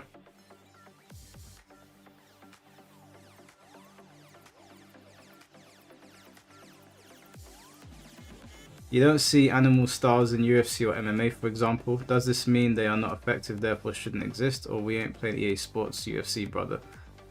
Yeah, I didn't. I literally just used Lei Wulong as an example. Ion Genesis.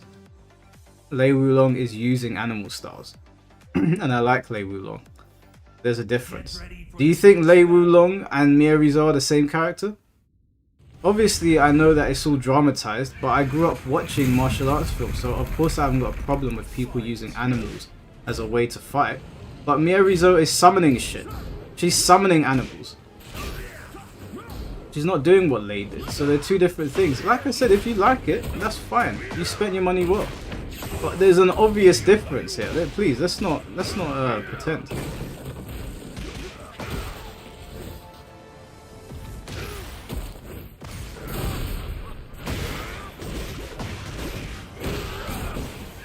The staff isn't used to beat you besides the Rage Giant Heat. So she swings around it.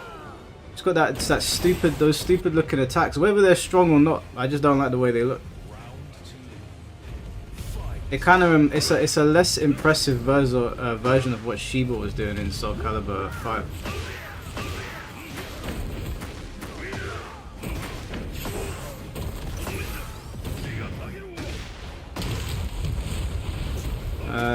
Isaac, thank you for the 279. Do you agree Tekken God Supreme is the new Tekken King? I believe that God of Destruction is I agree with Nova Saiken's take. Getting God of Destruction in this game is about equivalent to hitting blue ranks in Tekken 7 or maybe Tag 2. I really don't think it takes much. Randall, thank you for the $10, bro. Appreciate you. Matza, thank you for the $10. If you could make a character for the end of season 3 and make it an original character, how would you design them? And do you think you can make it popular and sell it? That's a great question, Matza. That's a great question. Let me sell a character to you. So I have to make them original. They can't borrow from characters, pre-existing characters. Yeah. So I would make, firstly, full disclosure, they will be male. Okay, it's not a sexist thing, it's just my preference. They will be a male character. Now I believe, correct me if I'm wrong, but I can't remember now, but we don't have Krav Maga in Tekken 8, right? I don't think we've had a character that uses Krav Maga exclusively. So they'd be a middle-aged character. They use Krav Maga. I would make them unique in that they are like, I'd say that they are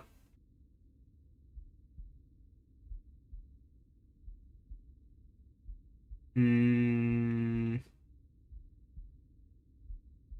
gonna go. Alright, this is a I'm just thinking about making the scariest possible looking like character.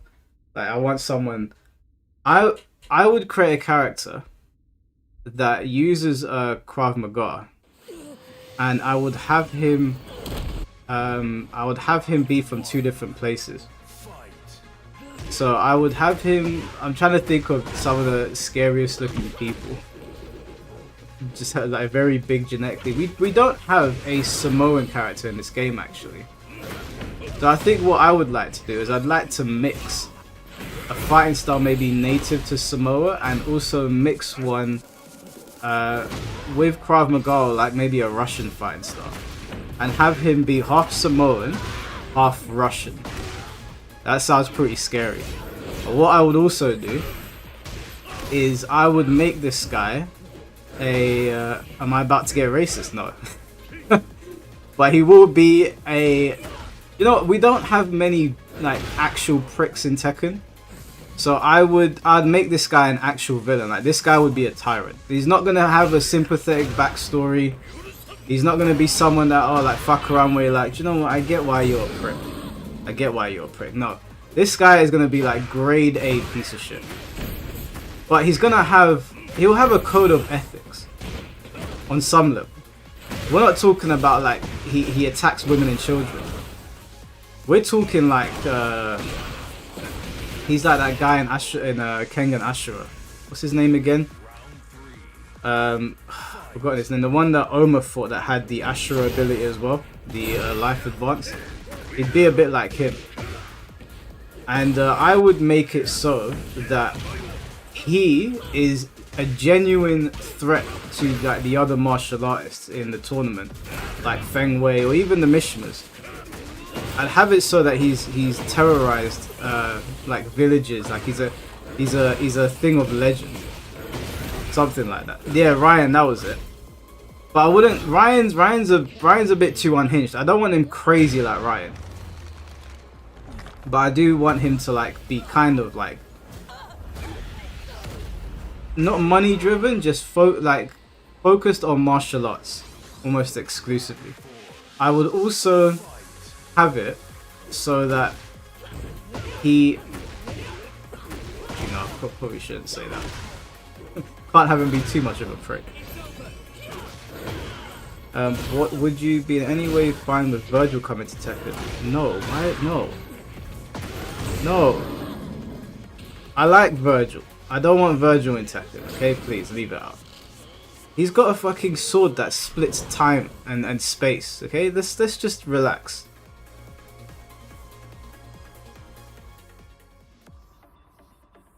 I would like a character in this game that would be a bit like the Fang of Metsuda, or however you say his name, where he uses a specific fighting style, but since Heat's in this game, it would be cool if when he goes into Heat, his fighting style changes. You ain't selling this to the masses. Well, you put me on the spot. I'm trying to construct a backstory. You gave me like 5 minutes that I could probably put something together. Yeah, I think a fighting style change would be sick if he went into Heat. Like when he's in base form, he's a bit more controlled. Like he uses Krav Maga, and when he goes into Heat, maybe he's got like a personality shift where like his pupils dilate, and he's got like a crazy smile on his face, and he uses a bit more of like a psychotic fighting style. So you kind of have to learn 2 different styles with him. His motivations for being in the tournament, his motivations would be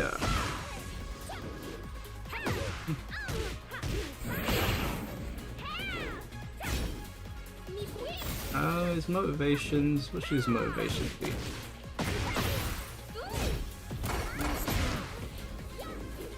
I don't know. I've got to think about a story. I don't want to just throw one out there because it feels like a lot of stories are just tacked on.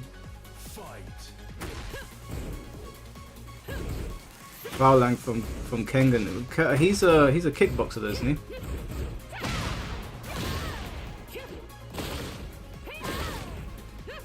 Like again from Street Fighter, yeah, but I wouldn't have it so that you can switch fighting styles. I'd have it so that Heat changes his fighting style.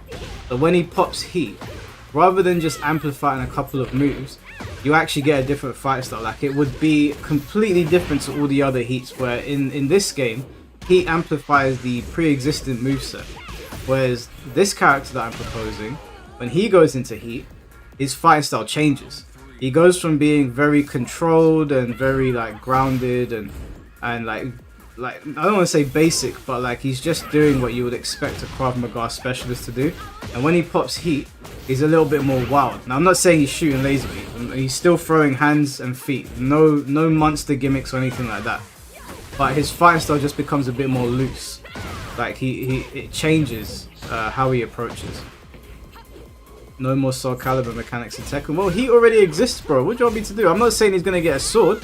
I'm just saying that he's going to become a bit more lax. It's giving Terra from Soul Calibur. No, it's not. Not even remote. I don't want weapons in the game. Have I seen Yuhaba in Rebirth of Souls? Yeah, I have, bro. I was going to show people on stream what he's like. Do I think Tekken could get stale to the community / newcomers if it's strictly stuck to martial arts? Yeah, I think that's a possibility, but they never strictly stuck to martial arts. This just Tekken 8 has entered another realm now. We're in another realm now of how Tekken looks. And let's not forget, Tekken 7 is the highest selling Tekken game, and they did take some risks in that.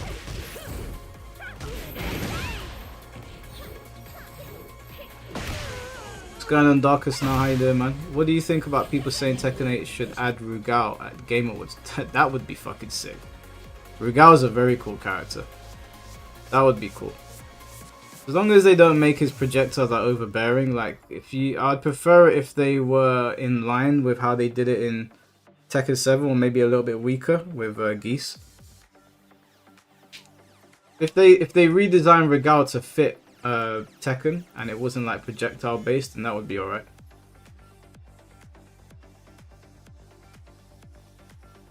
Can you fight my pool? No, you can't, because I haven't played pool in ages. It would be pointless.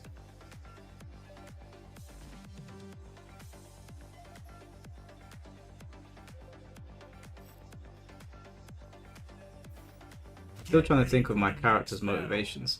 So he's got a half Krav Maga fighting style, half just more of like a loose psychotic fighting style, and then he's half Samoan, half Russian. He is a prick, like a proper arsehole, but he doesn't attack women and children.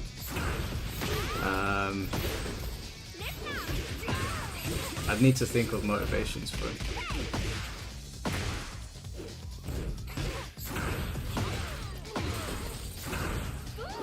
Rugal or Geese, who do you prefer? I prefer Geese. I prefer Geese to Rugal. But I think Geese has had more exposure, so it's probably not fair to Rugal.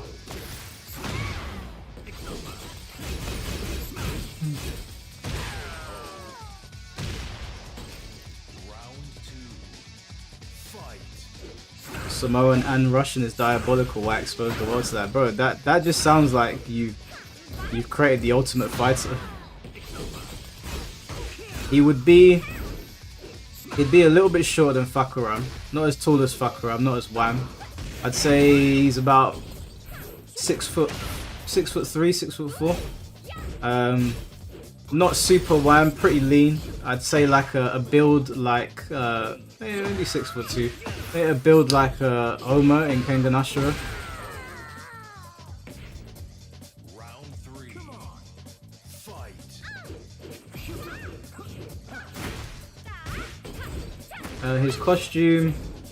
His costume would be pretty basic because he doesn't have. He's a warrior. He doesn't care too much about how he dresses. And obviously customs are in Tekken, so people won't care that much. But I think in terms of a look, he'd have I think he'd have like long hair, because I think you can do more things with long hair.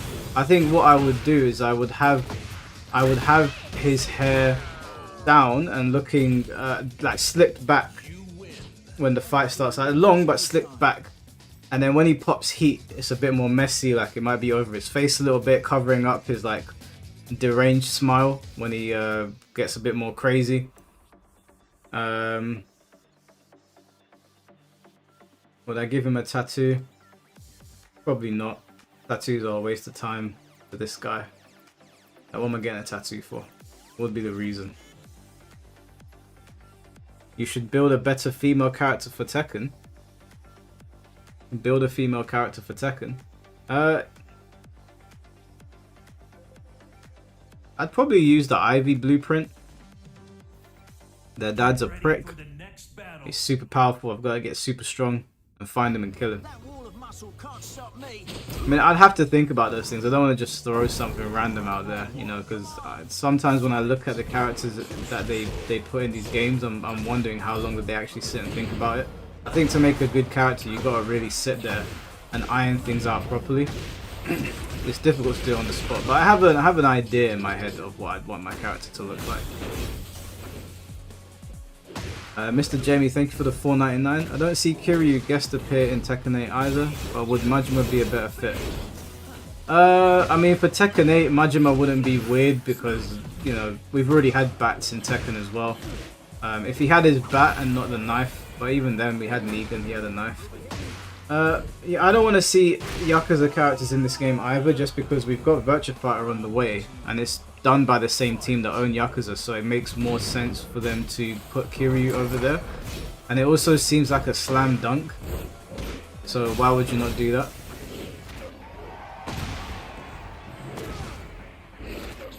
Mike's female character for Tekken, Death by Snoo Snoo? Nah. I don't think there's anything wrong with having like a sex appeal, but it would just be there. It wouldn't be her big selling point. We're not making characters for perfection. We're making characters for people that like martial arts.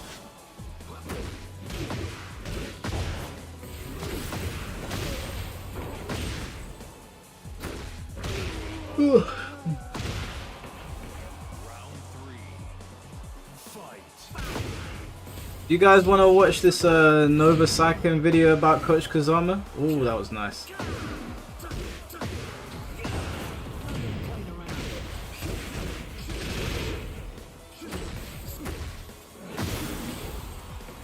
I gotta send you the picture of me when I got this award at 16. Miss Sats, I don't think you should be sending pictures of you when you were 16, bro. I'm just saying.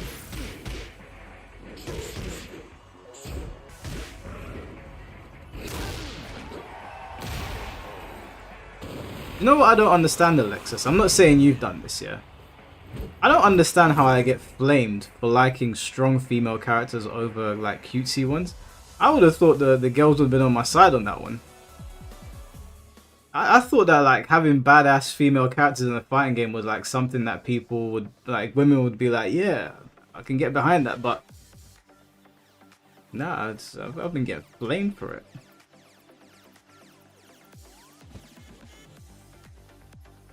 It's a Muay Thai award, Mike. Yeah, but you got it when you were 16, bro.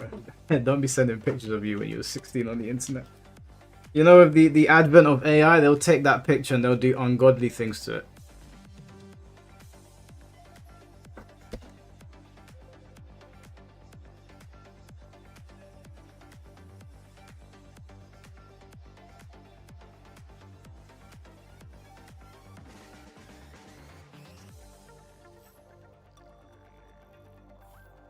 Get ready for the next battle.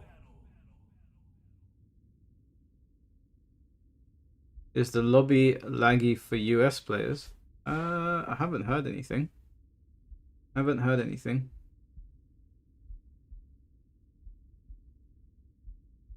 Let's see what this video. Oh, is it TomTom playing? Let's watch TomTom's fight and then I'll put on the video. Mike, you know how strong female characters get roasted a lot in media? Girls do it too as well. Yeah, I know girls do it. I've been bearing witness to it this past week.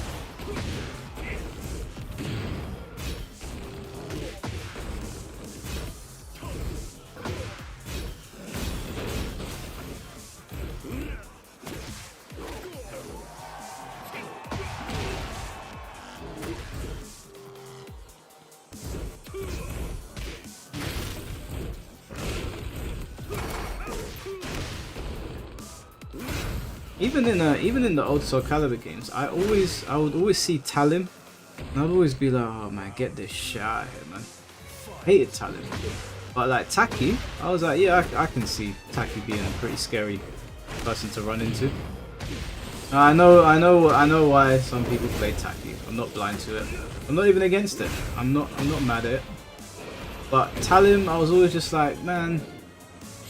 She's just her stupid win animation. Wind. The only way to win is wind, or some bullshit like that. I was like, oh. And my mate played her, and I used to hate it. I used to hate it. Talim has cool moves though. I can't stand Talim, bro. I can't stand Talim. But again, that shouldn't come as a surprise to anybody, because my mains in Soul Calibur were Nightmare and Algo. About as masculine as you can get. So it's just my taste. I'm not saying that Talim shouldn't exist in Soul Calibur, because obviously if you have loads of different types of characters, you're going to attract different kinds of people, and then it will grow the player base. I'm just saying, if it was my Soul Calibur, in my ideal world, Talim would have been killed in the first game.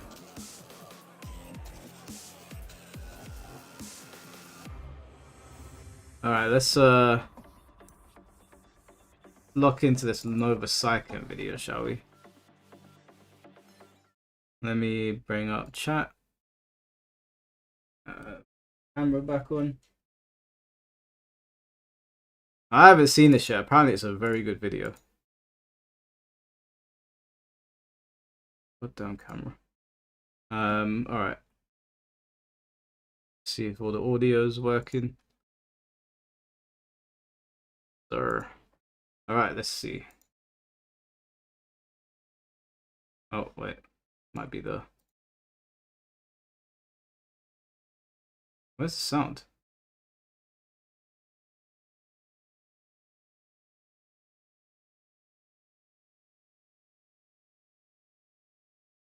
One set. I think Houston, we may have a problem. Let me see.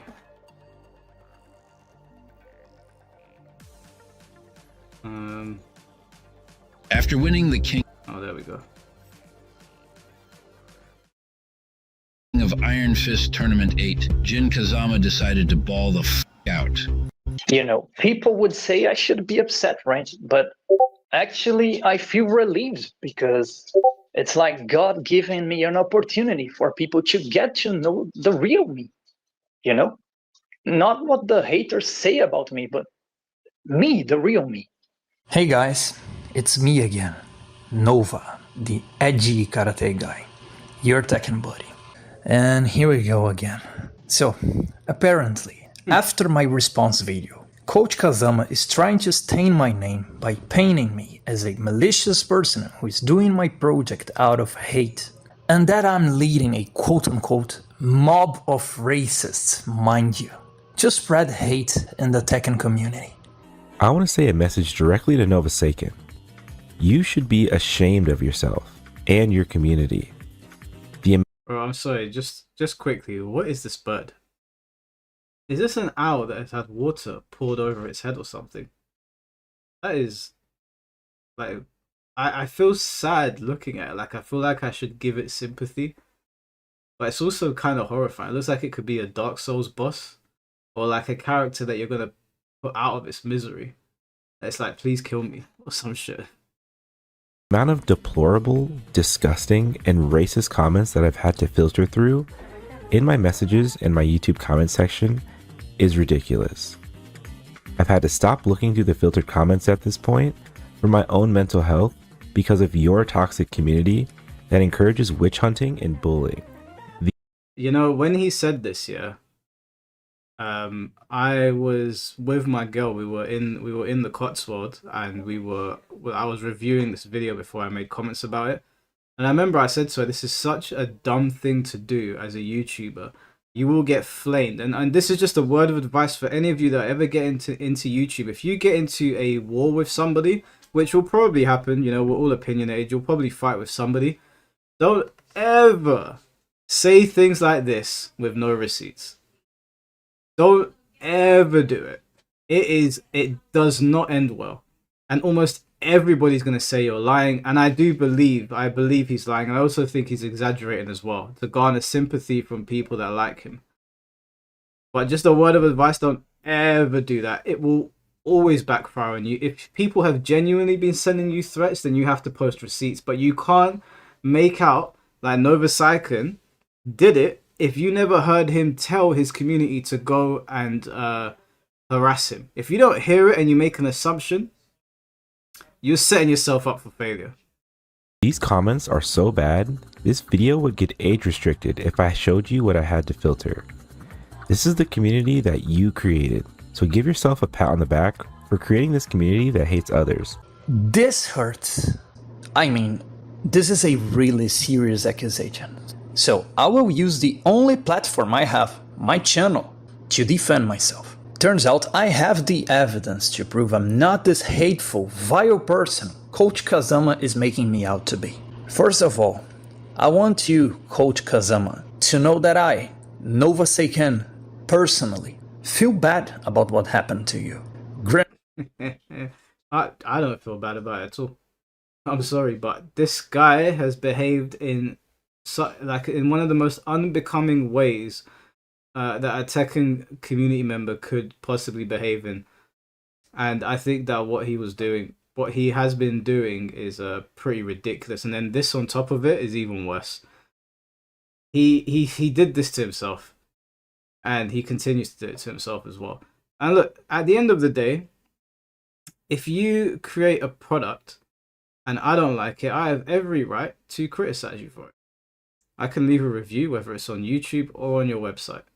So no, I don't. And I also was not mean in my video either. I just reviewed it, so I don't feel bad about it at all. Granted, I do not represent all players, but I personally do not like the fact that tons of content creators made videos specifically directed to attack you. That is not what I envisioned, and I never wished for that at any moment. In fact, I have proof of that. Now you will get to know me. My response video to you was released in November 14. When I made my response video to you, Finn went to talk to me, and he expressed the intent to make a video about you. November 15. This is what I had to say. Ah, man, don't go this route. Don't attack his gameplay. I don't think it's all right to do that. People are already attacking him on this regard. I don't think it's all right. I just focus on data, on the game mechanics in of itself. The only reason I suggested you not to go scorched earth with this guy is because ultimately my goal is constructive in nature. I'm not out to harm people, you know. I'm really not out to harm people. You, above everyone else, must know that. You know, we started as somehow intellectual enemies, and now we're good friends. I'm not out to harm people. And to be honest with you, the only reason I felt like, no, I have to step up, I have to take action, is because he forced the interactions. Man, you just don't do that, you know? That was the reason I took action. It forced me into taking action. But then... Nice guy, Nova. Well, I mean, those voice notes vindicate him. There's no evidence to suggest that, like I said in my video when I was in the Cotswold, there was no evidence to suggest that Nova sent anybody over to attack him. If Coach Kazama had any common sense, what happened if he did receive those deplorable comments was that we all made the videos about him, and then you know how people react behind anime profile pictures. No offense to anyone that's got anime profile pictures, but you know the deal. People say unhinged shit. But none of the content creators directed hate at him. Certainly not Nova. So the fact that he did that and then ran with it, it was pretty stupid. Lexi, thank you for the $5. Coach Kazama's voice makes my ass itchy. The visual that we didn't need, but I appreciate the donation. Finn voiced his reasons. I mean, he's more community focused than I am. So ultimately, I respected his decision. And later, the aftermath.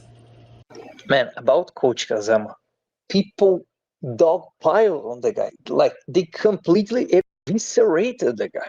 And it wasn't even my intention. My intention was to defend my claims, to establish truth.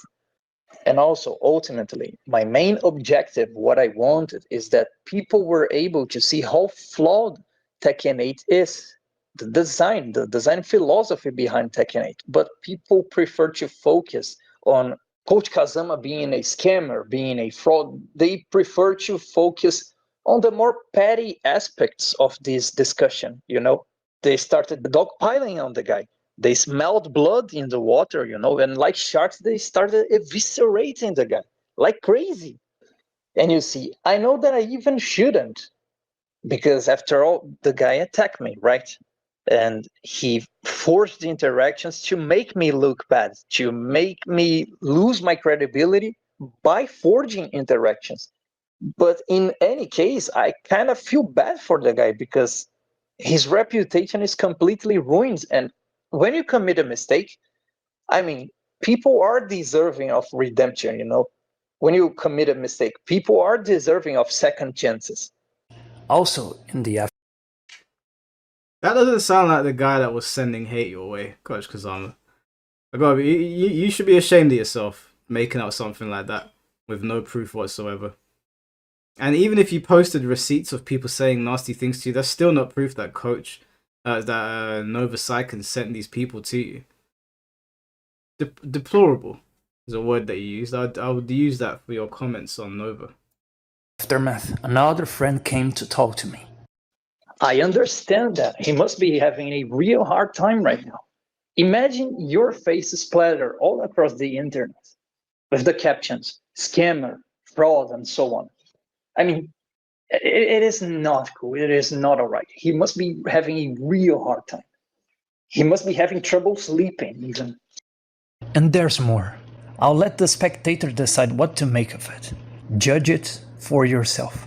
I mean, this totally looks like a guy who leads a mob to spread hate and racism in the Tekken community, right?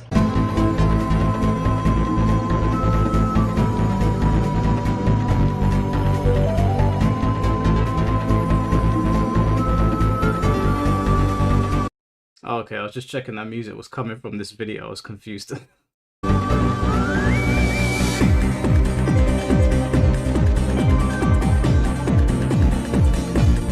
Wait, hold on, let me read this. Hey Nova, I actually like watching Coach Kazama and truly learn many things about Asuka.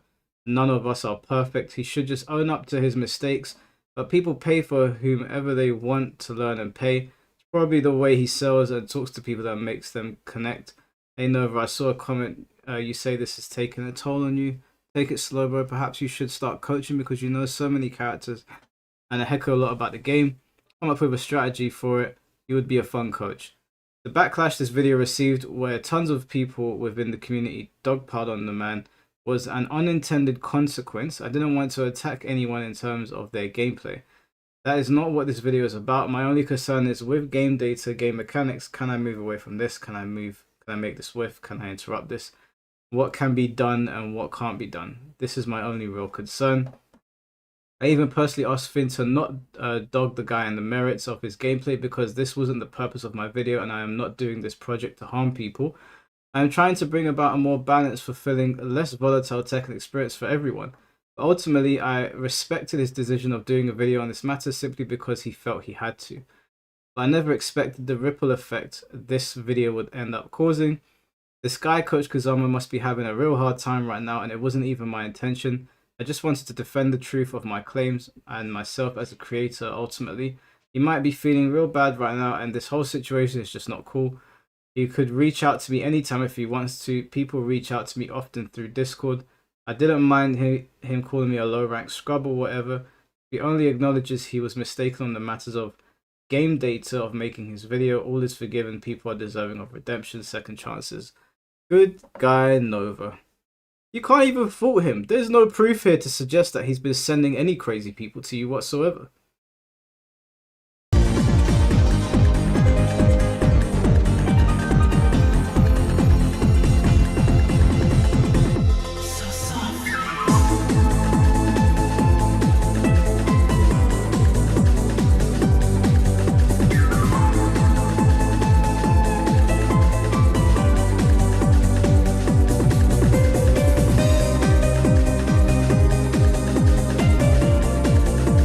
I just know the guy criticizing you is black.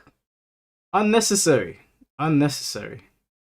I believe this fact is irrelevant to the conversation. Tekken is supposed to connect people ultimately. Yeah, I just don't even know the get into the mind of someone that says something like that.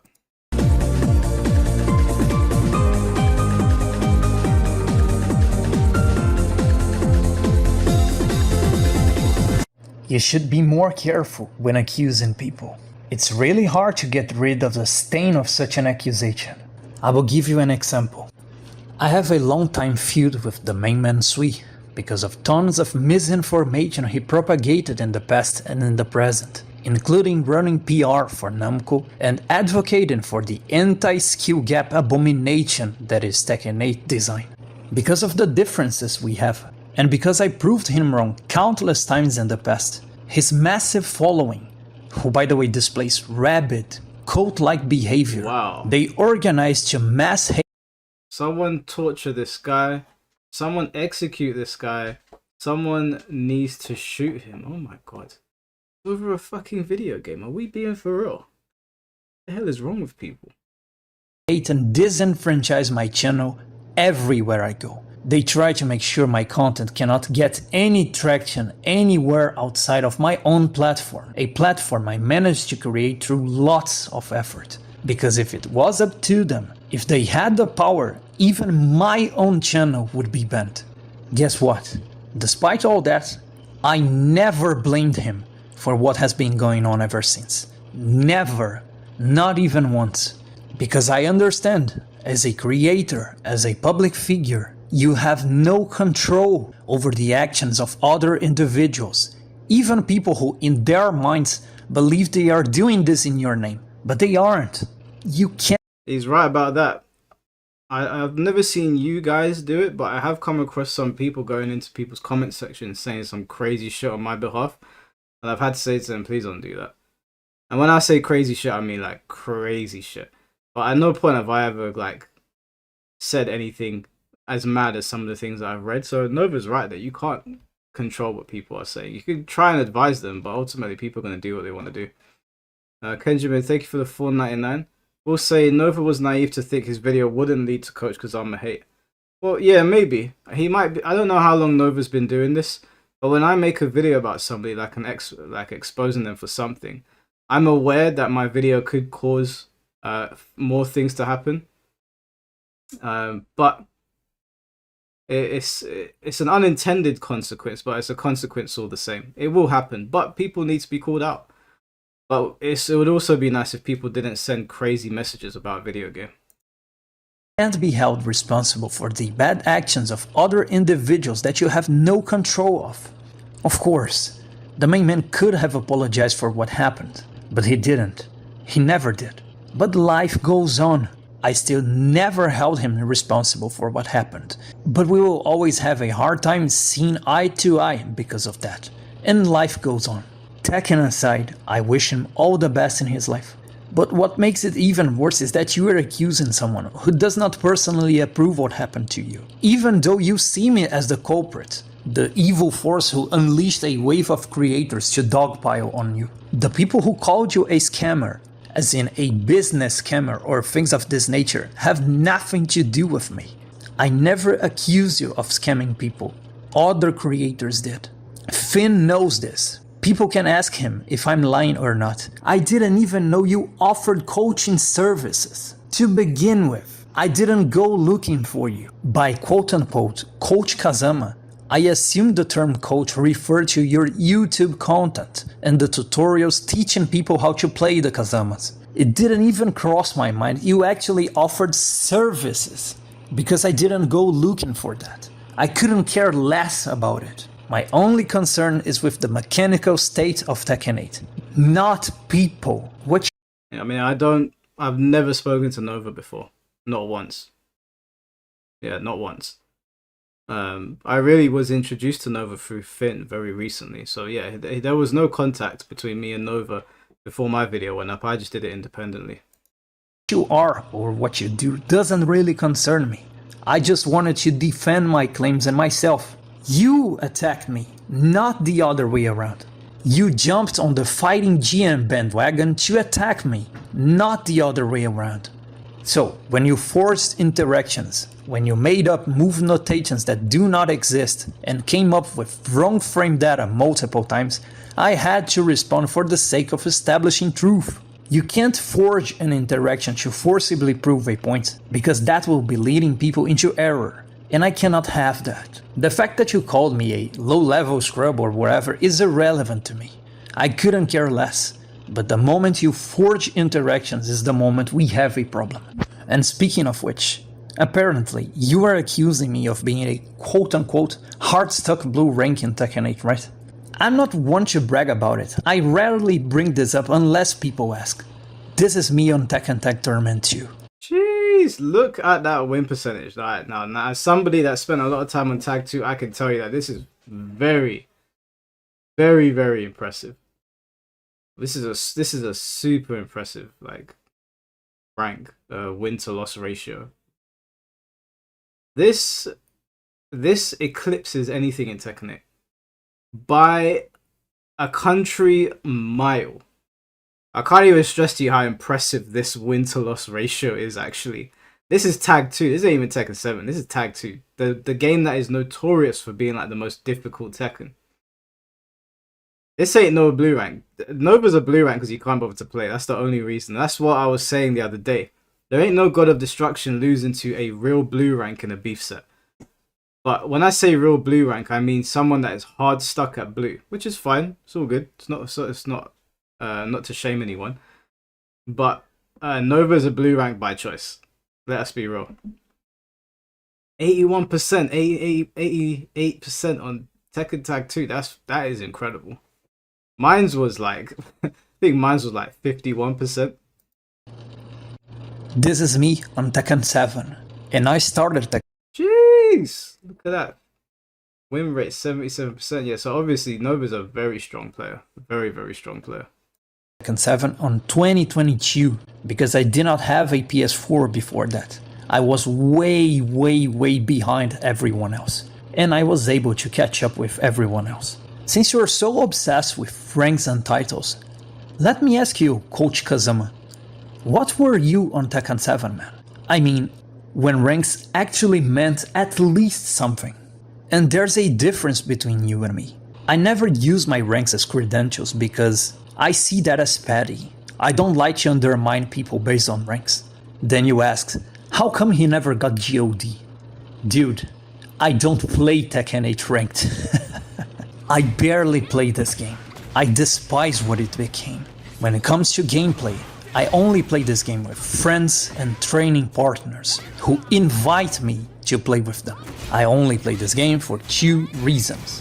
One, because I have friends who play Tekken 8 and want me to play with them. Two, in my understanding, I have a debt to the people that made it possible for me to even play this game. People from this channel financially contributed in order for me to get a PS5, and they asked for Tekken 8 content, which I was only able to provide through PS4 SharePlay in the beginning. In my country, acquiring a PS5 is not that simple.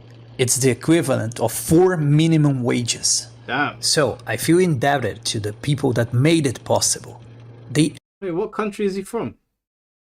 Do you know what? I just assumed he was from Germany because he was in contact with Finn. I don't actually know where he's from. 4 minimum wage? Damn.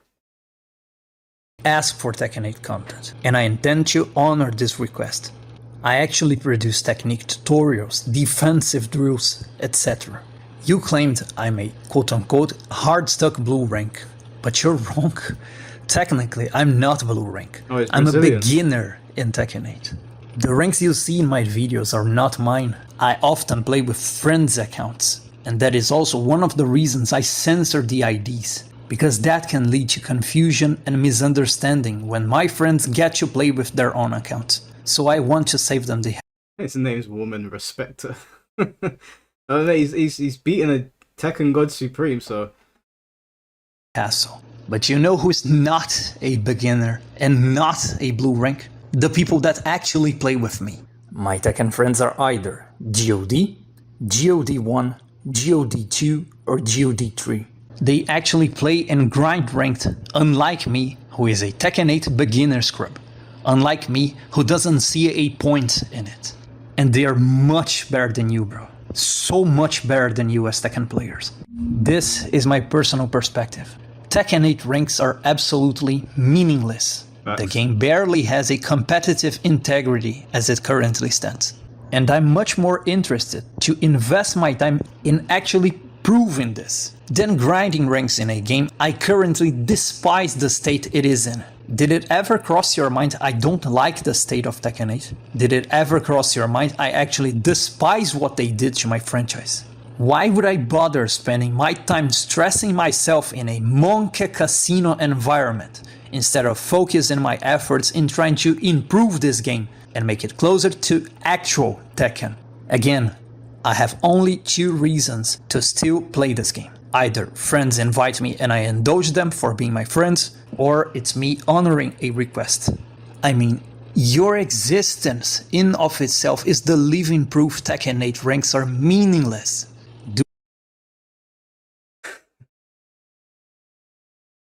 That was a bar. I can't hate. That was a bar. Basically, Coach Kazama, what he's saying, if I could like summarize it, is he basically said, know your role and shut your mouth. He basically said, stay in your lane. He said, stay in your lane. That he smoked. I hadn't even seen this part. He smoked you, fam. If Finn don't even need to make a video, that was Exterminatus personified. Man said ranks are meaningless and you are proof of that. Now, Coach Kazama, I don't know about you. If you're listening, I don't know about you. But if that was me and a blue rank was talking to me like that, I'm challenging them to a $500 money match.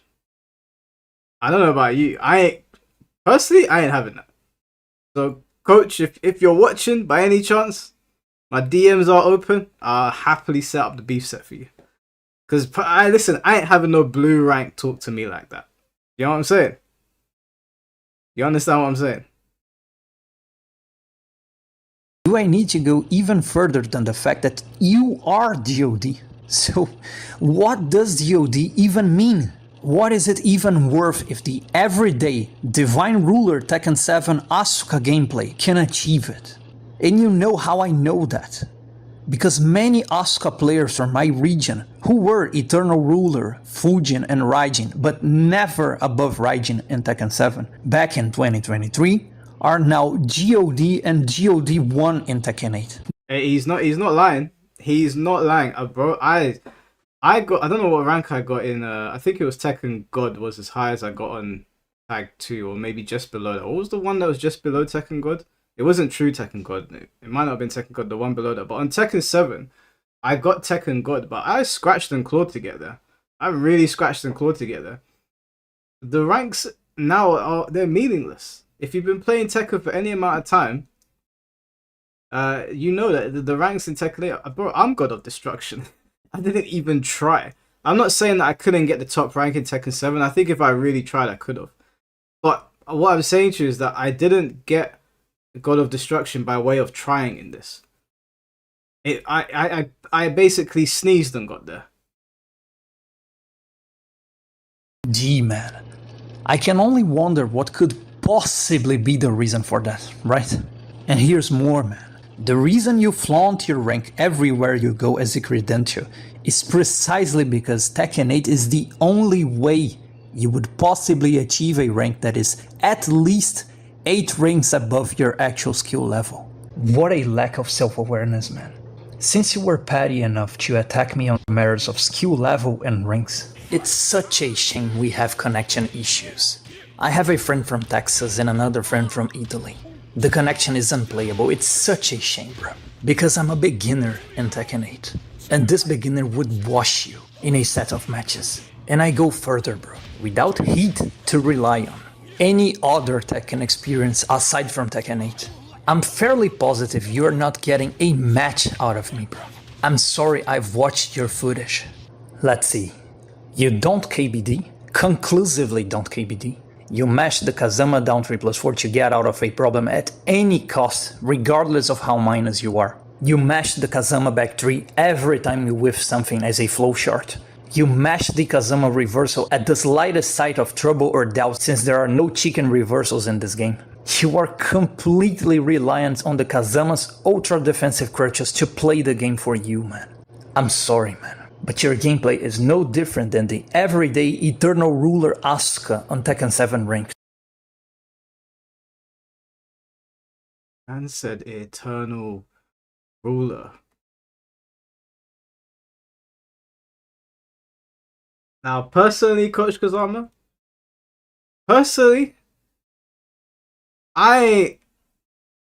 there's no way a beginner is talking to me, a god of destruction, like that. This isn't even about the game. As a man, you can't talk to me like that.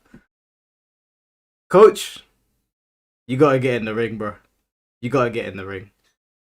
You have to. Man said you're not even Eternal Ruler on the mean streets of Tekken. He didn't even grant you blue rank. He said Eternal Ruler. If that was me, even if I knew that my enemy was better than me, there's just no way I'm taking that line down. We gotta run the beef set. He said you couldn't even get a game. He said you couldn't even get a game. That's crazy, Coach. That's crazy. He didn't cook you, he deep fried you. He said you can't even get a game. You know how mad that is? That's what I tell Shinblade on Rebirth for Souls. Shinblade has to hold that. That's mad. There's only one difference. In this abomination of a game, you were also granted Monkey, ultra offensive, super dimensioned, explosive 50-50 power by popping heat, which you completely rely on because you have no neutral and can't afford to play neutral. So, in Tekken 8, you get ultra offensive power and the traditional Kazama ultra defensive crutches simultaneously because Tekken 8 design philosophy is an abomination. So you play a super boss character designed to play the game for you. Tekken 8 is the alien environment where you can try to keep up with players who are massively above your skill level. That is why you advocate so much for Tekken 8. You need Tekken 8 as it is. You desperately need Tekken 8. And that is why you're so hell-bent on defending this abomination of game design. Legacy Tekken players don't want Tekken 8. We reject the vision of Tekken 8. We don't need Tekken 8. But you do.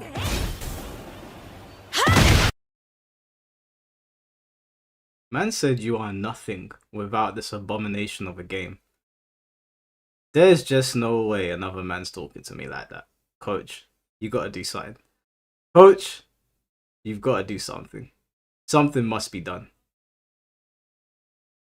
I don't know, maybe this is Coach Kazama's... No, actually it's not, because he said that he was a god rank in Tekken 6, which is a load of malarkey. That's malarkey. Coach, hear me now. Someone clip this and send it to him. Coach, please. You have to do something. You have to do something. You can't let another man talk. And at the end of the day, this is a video game. He's not challenging you to a cage fight.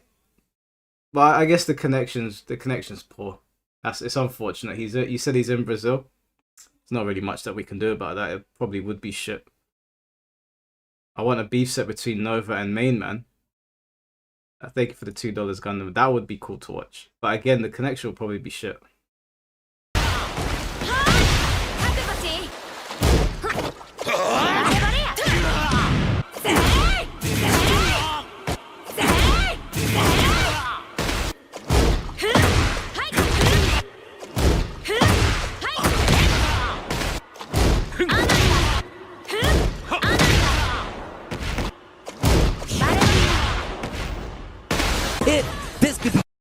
Because Asuka players just got like loads and loads of stray shots there, but you will deserve it. Asuka in this game is an abomination. Mr. Jamie, thank you for the $4.99. That's probably why he made up the racist accusations towards Nova, because he knows he's already exposed and stands no chance. Oh, 100%, bro. 100%. What better way to deflect than say racism? Big damage, not dead, but you are definitely in trouble, Fergus. Trying to sidestep two again. He picks it up, blocks the low, wrong punish, goes for the counter. Arslan doesn't bite. There's the heat burst. He's got a chance. He had enough life to eat it, but not enough trade. But here we go, Fergus. He has gray health, a pixel and a prayer. Dashes on in, gets the mid option. Now this is gonna hurt a lot, Steve. Three wall splat, big damage, the low, and that should do it. Arslan Ash goes down to Fergus. Without this, yeah, I'm sorry. Yeah, I think Fergus has always been a good player, but that was the perfect clip to illustrate how stupid this game is. When he said that this game lacks in integrity, like competitive integrity, he wasn't lying. Arslan Ash reacted that way because he wasn't really beaten by Fergus there. He was beaten by the game. This game is so stupid. It's not Fergus's fault. I would have done the exact same thing. Money's on the line, 100%. But the game is just fucking garbage, man. The way it's been designed, if you compare it to other Tekken games, it's just it leaves much to be desired. And Asuka is a perfect representation of Tekken 8. Shinblade, calm down. I know you're in chat. I know this is your game, but just you don't get a match on a legacy Tekken player. You need this. And you know what's even more poetic in all of this? The guy which you were licking the balls, the guy who claimed he subscribed to you, only because you attacked me, only because he doesn't have the decency and the balls himself to address my video response. Yes, this guy, the guy who refused to engage my points and counted on you to do the dirty work for him. Remember this guy? Tell you what, this very same guy went out his way to make a video just to dog on you. And why did he do that? Why would he join the drama? For clout, man. You were casually backstabbed for mere clout. How's that for you? I mean, this is snake behavior. You just don't do that. But that is what happened to you. From the guy you supposedly respected and admired. And tell you what, I'm not alright with this. His supposed appreciation for your content was totally fake. To him, you were useful as long as you served a purpose to attack me. It's so tiresome, man. As for the rest of your video... Damn. I didn't even know about that. You know what?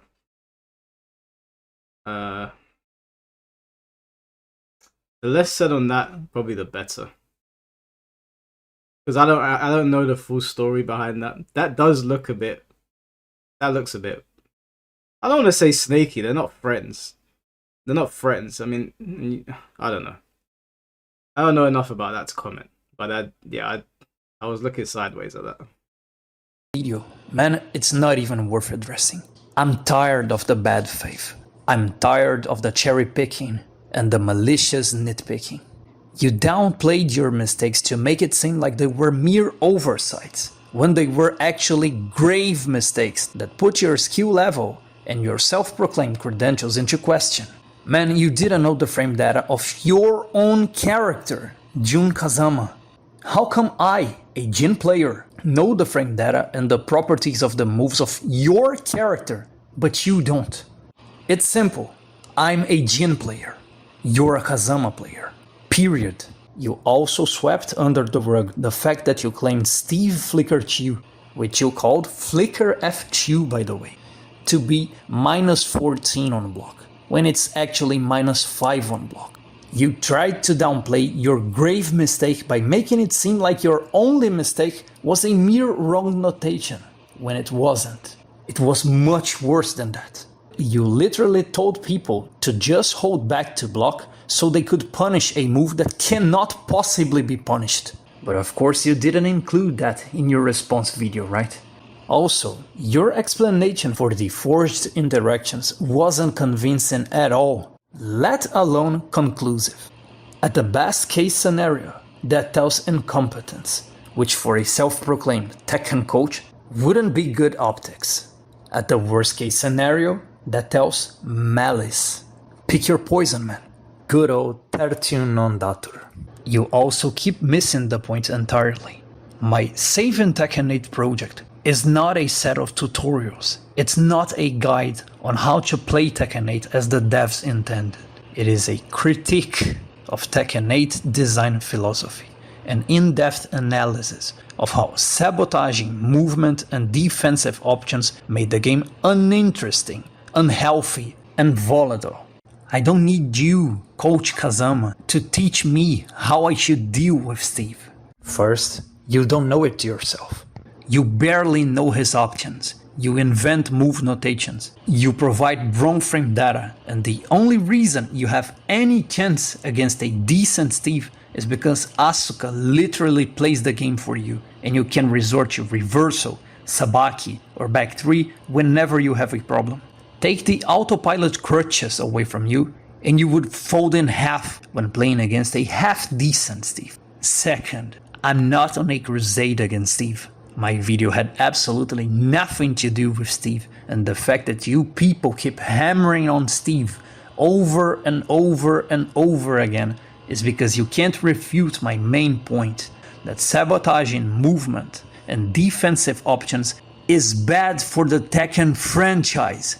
So focusing on Steve is the only diversion tactic you have available. Easier than admitting that they shouldn't have sabotaged movement and defense in Tekken.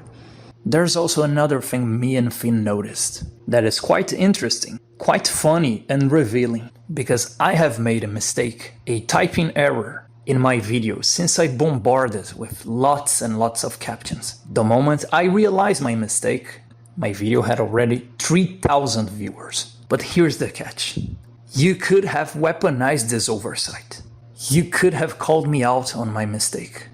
But you didn't. Because you don't have the knowledge about it. But I won't delve into it. I'll let... You know how fucked up that is? Man said, here's my mistake, but you don't even know why it's a mistake. You know what? This is a slam dunk if I've ever seen one. You know what? If I was Coach Kazama, I'd run the beef set. But knowing him and how he's behaved, it would probably be best to just say nothing. Because the problem with doing anything other than a beef set now and actually responding with a video to this, it's just going to open him up for more criticism, because it's very, very, very obvious that he has absolutely no idea what is going on. No idea. And you know what? The coaching videos on YouTube and him doing that is one thing, but the fact that he's charging people that much money, and people can pay if they want, it's up to them, but obviously if you review it as someone that knows Tekken, you're going to go, what the fuck is this? I think that he should just back away from this, to be honest. Let it blow over and then go back to charging unsuspecting FIFA players. Let Finn do it and tell the story if he feels like it. It's actually kind of funny. Anyway, I believe that's it for today. I want you to know the predicament you're currently facing is not something I personally wished for. I actually positioned myself against it. I'm also not a hateful person. I'm not doing this project out of hate, but rather for love of Tekken. I love this franchise, man, and I want Tekken 8 to thrive by making it Tekken again. If you suffered any form of personal attack involving race, I disavow, I repudiate it. I'm a Catholic dude. I don't have it in me to hate people. Moreover, I'm a believer in redemption, in second chances, in forgiveness. I also happen to believe in miracles, but that is a subject for another discussion. It's a shame that so many people are misled by the haters into believing I'm this demonic figure, because even the people who were initially hostile to me and didn't like me at first glance became my friends when I reached out to them and they got to actually know me. Anyway, I hope you keep having fun with Tekken 8. I'll keep doing my best to hopefully improve the Tekken 8 experience to become something I believe is more fulfilling. For everyone, not just me. For the spectators, thank you so much for watching. And thank you so much for the kindness and support, guys. You guys really are the best. There's a cool video in the works for my Saving Tekken 8 project, so hang on tight and stay tuned. We'll be seeing each other again. That was an absolute slam dunk. Listen, like I said, I think it would be best if Coach Kazama didn't respond to this and just continue doing what he was doing. That was, I mean, that's how you do it, right? You come with receipts, which he did. You come with the facts. And do you know what? Do you know what really hurt Coach Kazama's video, in my opinion? Well, this didn't really hurt it. There was multiple things that hurt it, but he showed footage of him playing Tekken 6, or what we believe to be him. So all he had to do was post the receipts that he was the highest rank in Tekken 6. Because then, even if he didn't post the Tag 2 one, he would have had a bit more credibility. I would have been like, okay, if he got highest rank in Tekken 6, it's believable that you could get in Tag 2 since they are quite similar. But he didn't do that. And I looked at that and I was like, if you've got the game, if you have footage of you playing the game, then surely you can get a hold of your rank. And he didn't do that.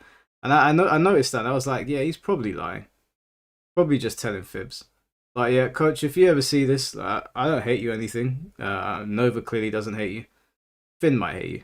But I would just quietly back away. I would quietly back away. Unless you come out and you say, you know what, fuck that. Run the beef set. That would be generational. And I'm not even saying that you have to do it on my channel. Although I feel like we could make it an event over here, like we have with the other ones. We can draw in all of the communities. It'd be a good old time. But you could do it on your own channel and stream it, you know? But I do think this is Tekken. It's a fighting game. Another player has said you ain't shit.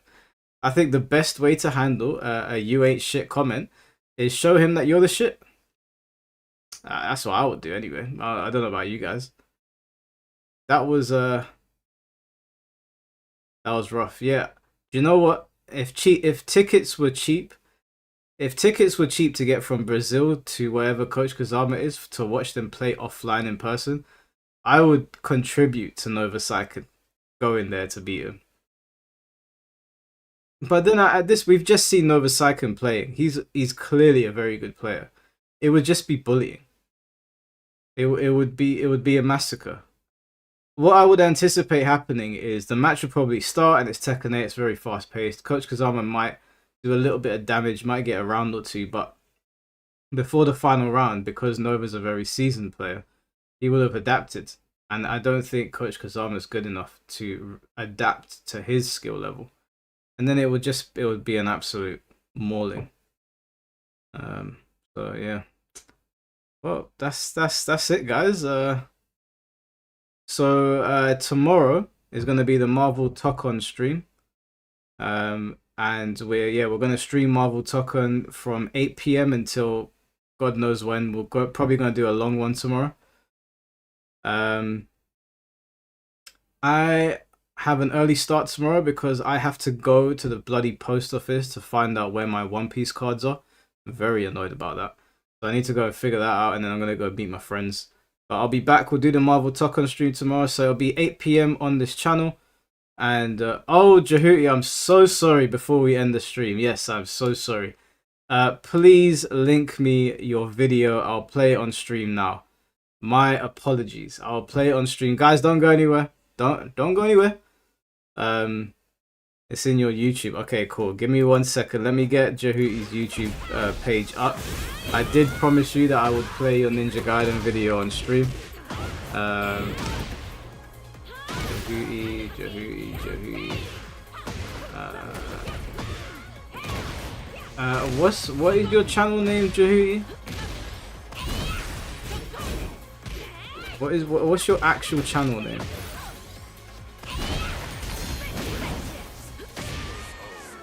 Is it 2 Ys? No.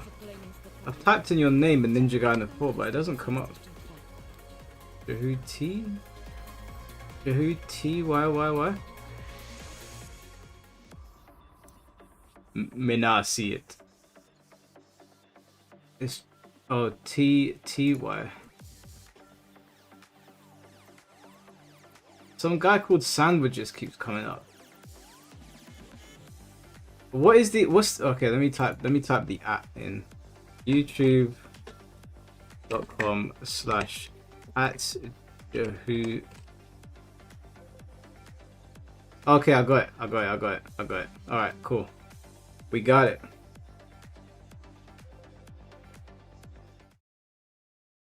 Okay. Which one do you want me to watch, Judy, before we close the stream? Which one do we watch? Maybe I'd beat Mike if he played me in Dragon Ball FighterZ. You probably would beat me at Dragon Ball FighterZ. I'm not going to pretend to be good at that. Listen, when you come to the stream tomorrow to watch you play Marvel Tekken, please don't expect to see me doing cool shit. I'm going to try my best.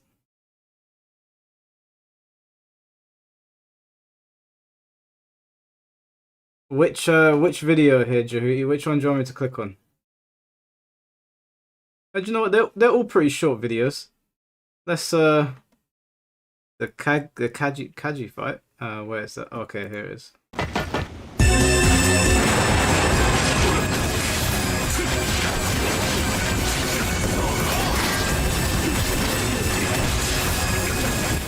me just turn that down. I don't know what the hell's going on. I haven't played Ninja Gaiden in a long time.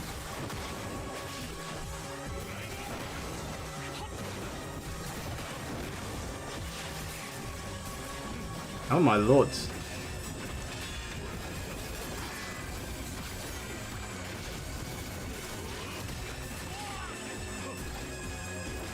God damn. This boss don't stand a chance.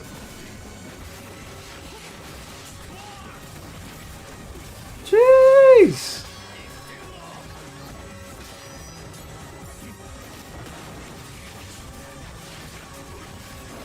Bro, the boss don't know what's going on.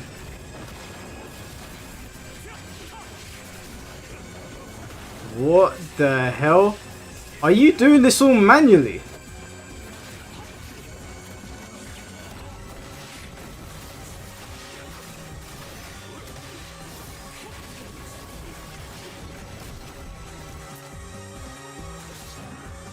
Oh, she's aura farming.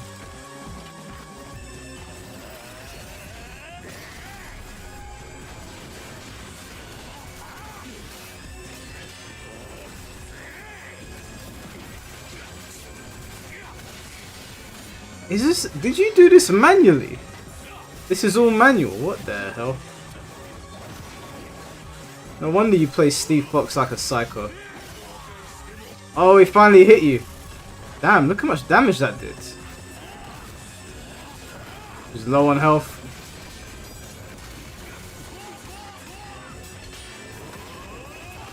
Damn, if you get hit by this guy twice, are you dead?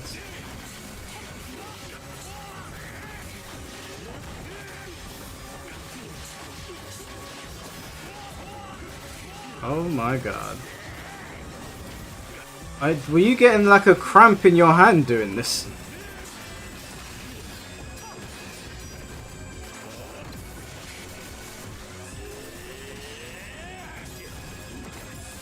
Bro, I don't think I've ever played a game this good. Oh my days.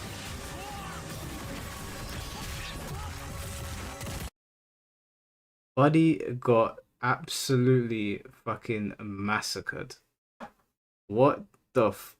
I don't think I've ever played a video game that well before.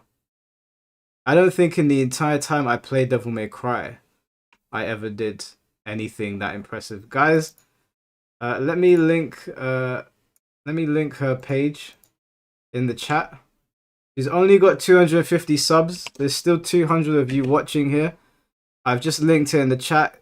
Go give Jehuti a sub. She deserves it after that. Let me like the video. Let me leave a comment. Only TAS. Yeah, go give her a sub. That was pretty incredible. Very impressive. Crazy. Yeah, do you know what, Jehuti? Make another clip. Do something more impressive than that one, and I'll put it on the channel next time we do a Shambolic Showdown. But yeah, guys, go and give her a sub. It's at Jehuti with 2 T's and 2 Y's. Let's try and get her to 500 subs. Get her to 500 subs by the time we stream next time. I think that'll be pretty cool. Yeah, I don't know what drugs you were taking when you did that, but that was mad. I've never played a game that well before in my life. Holy shit. Well, I'll be streaming Marvel Tekken tomorrow, so if you manage to do another one like that, then we'll play it on stream as well. Or maybe we'll play another one of the other ones. But I'm going to go and hit the sack, guys. I'm dead tired, and I need to get up early tomorrow. So thank you for the donations. I'm trying to do something for Christmas for you guys. I'm just waiting to hear from somebody, but I'm gonna try and do some sort of like stream for like giveaways. If not, then I'll probably just if I can't get my hands on what I'm looking for, then I will probably just do it out of pocket. So we'll do a Christmas stream again like we did last year. I know C-Bims won last year. He won the £100, but I'll keep you guys informed. So other than that, guys, have a good one. Take care of yourselves. I'll see you tomorrow around 8 o'clock for Marvel Tekken. Peace.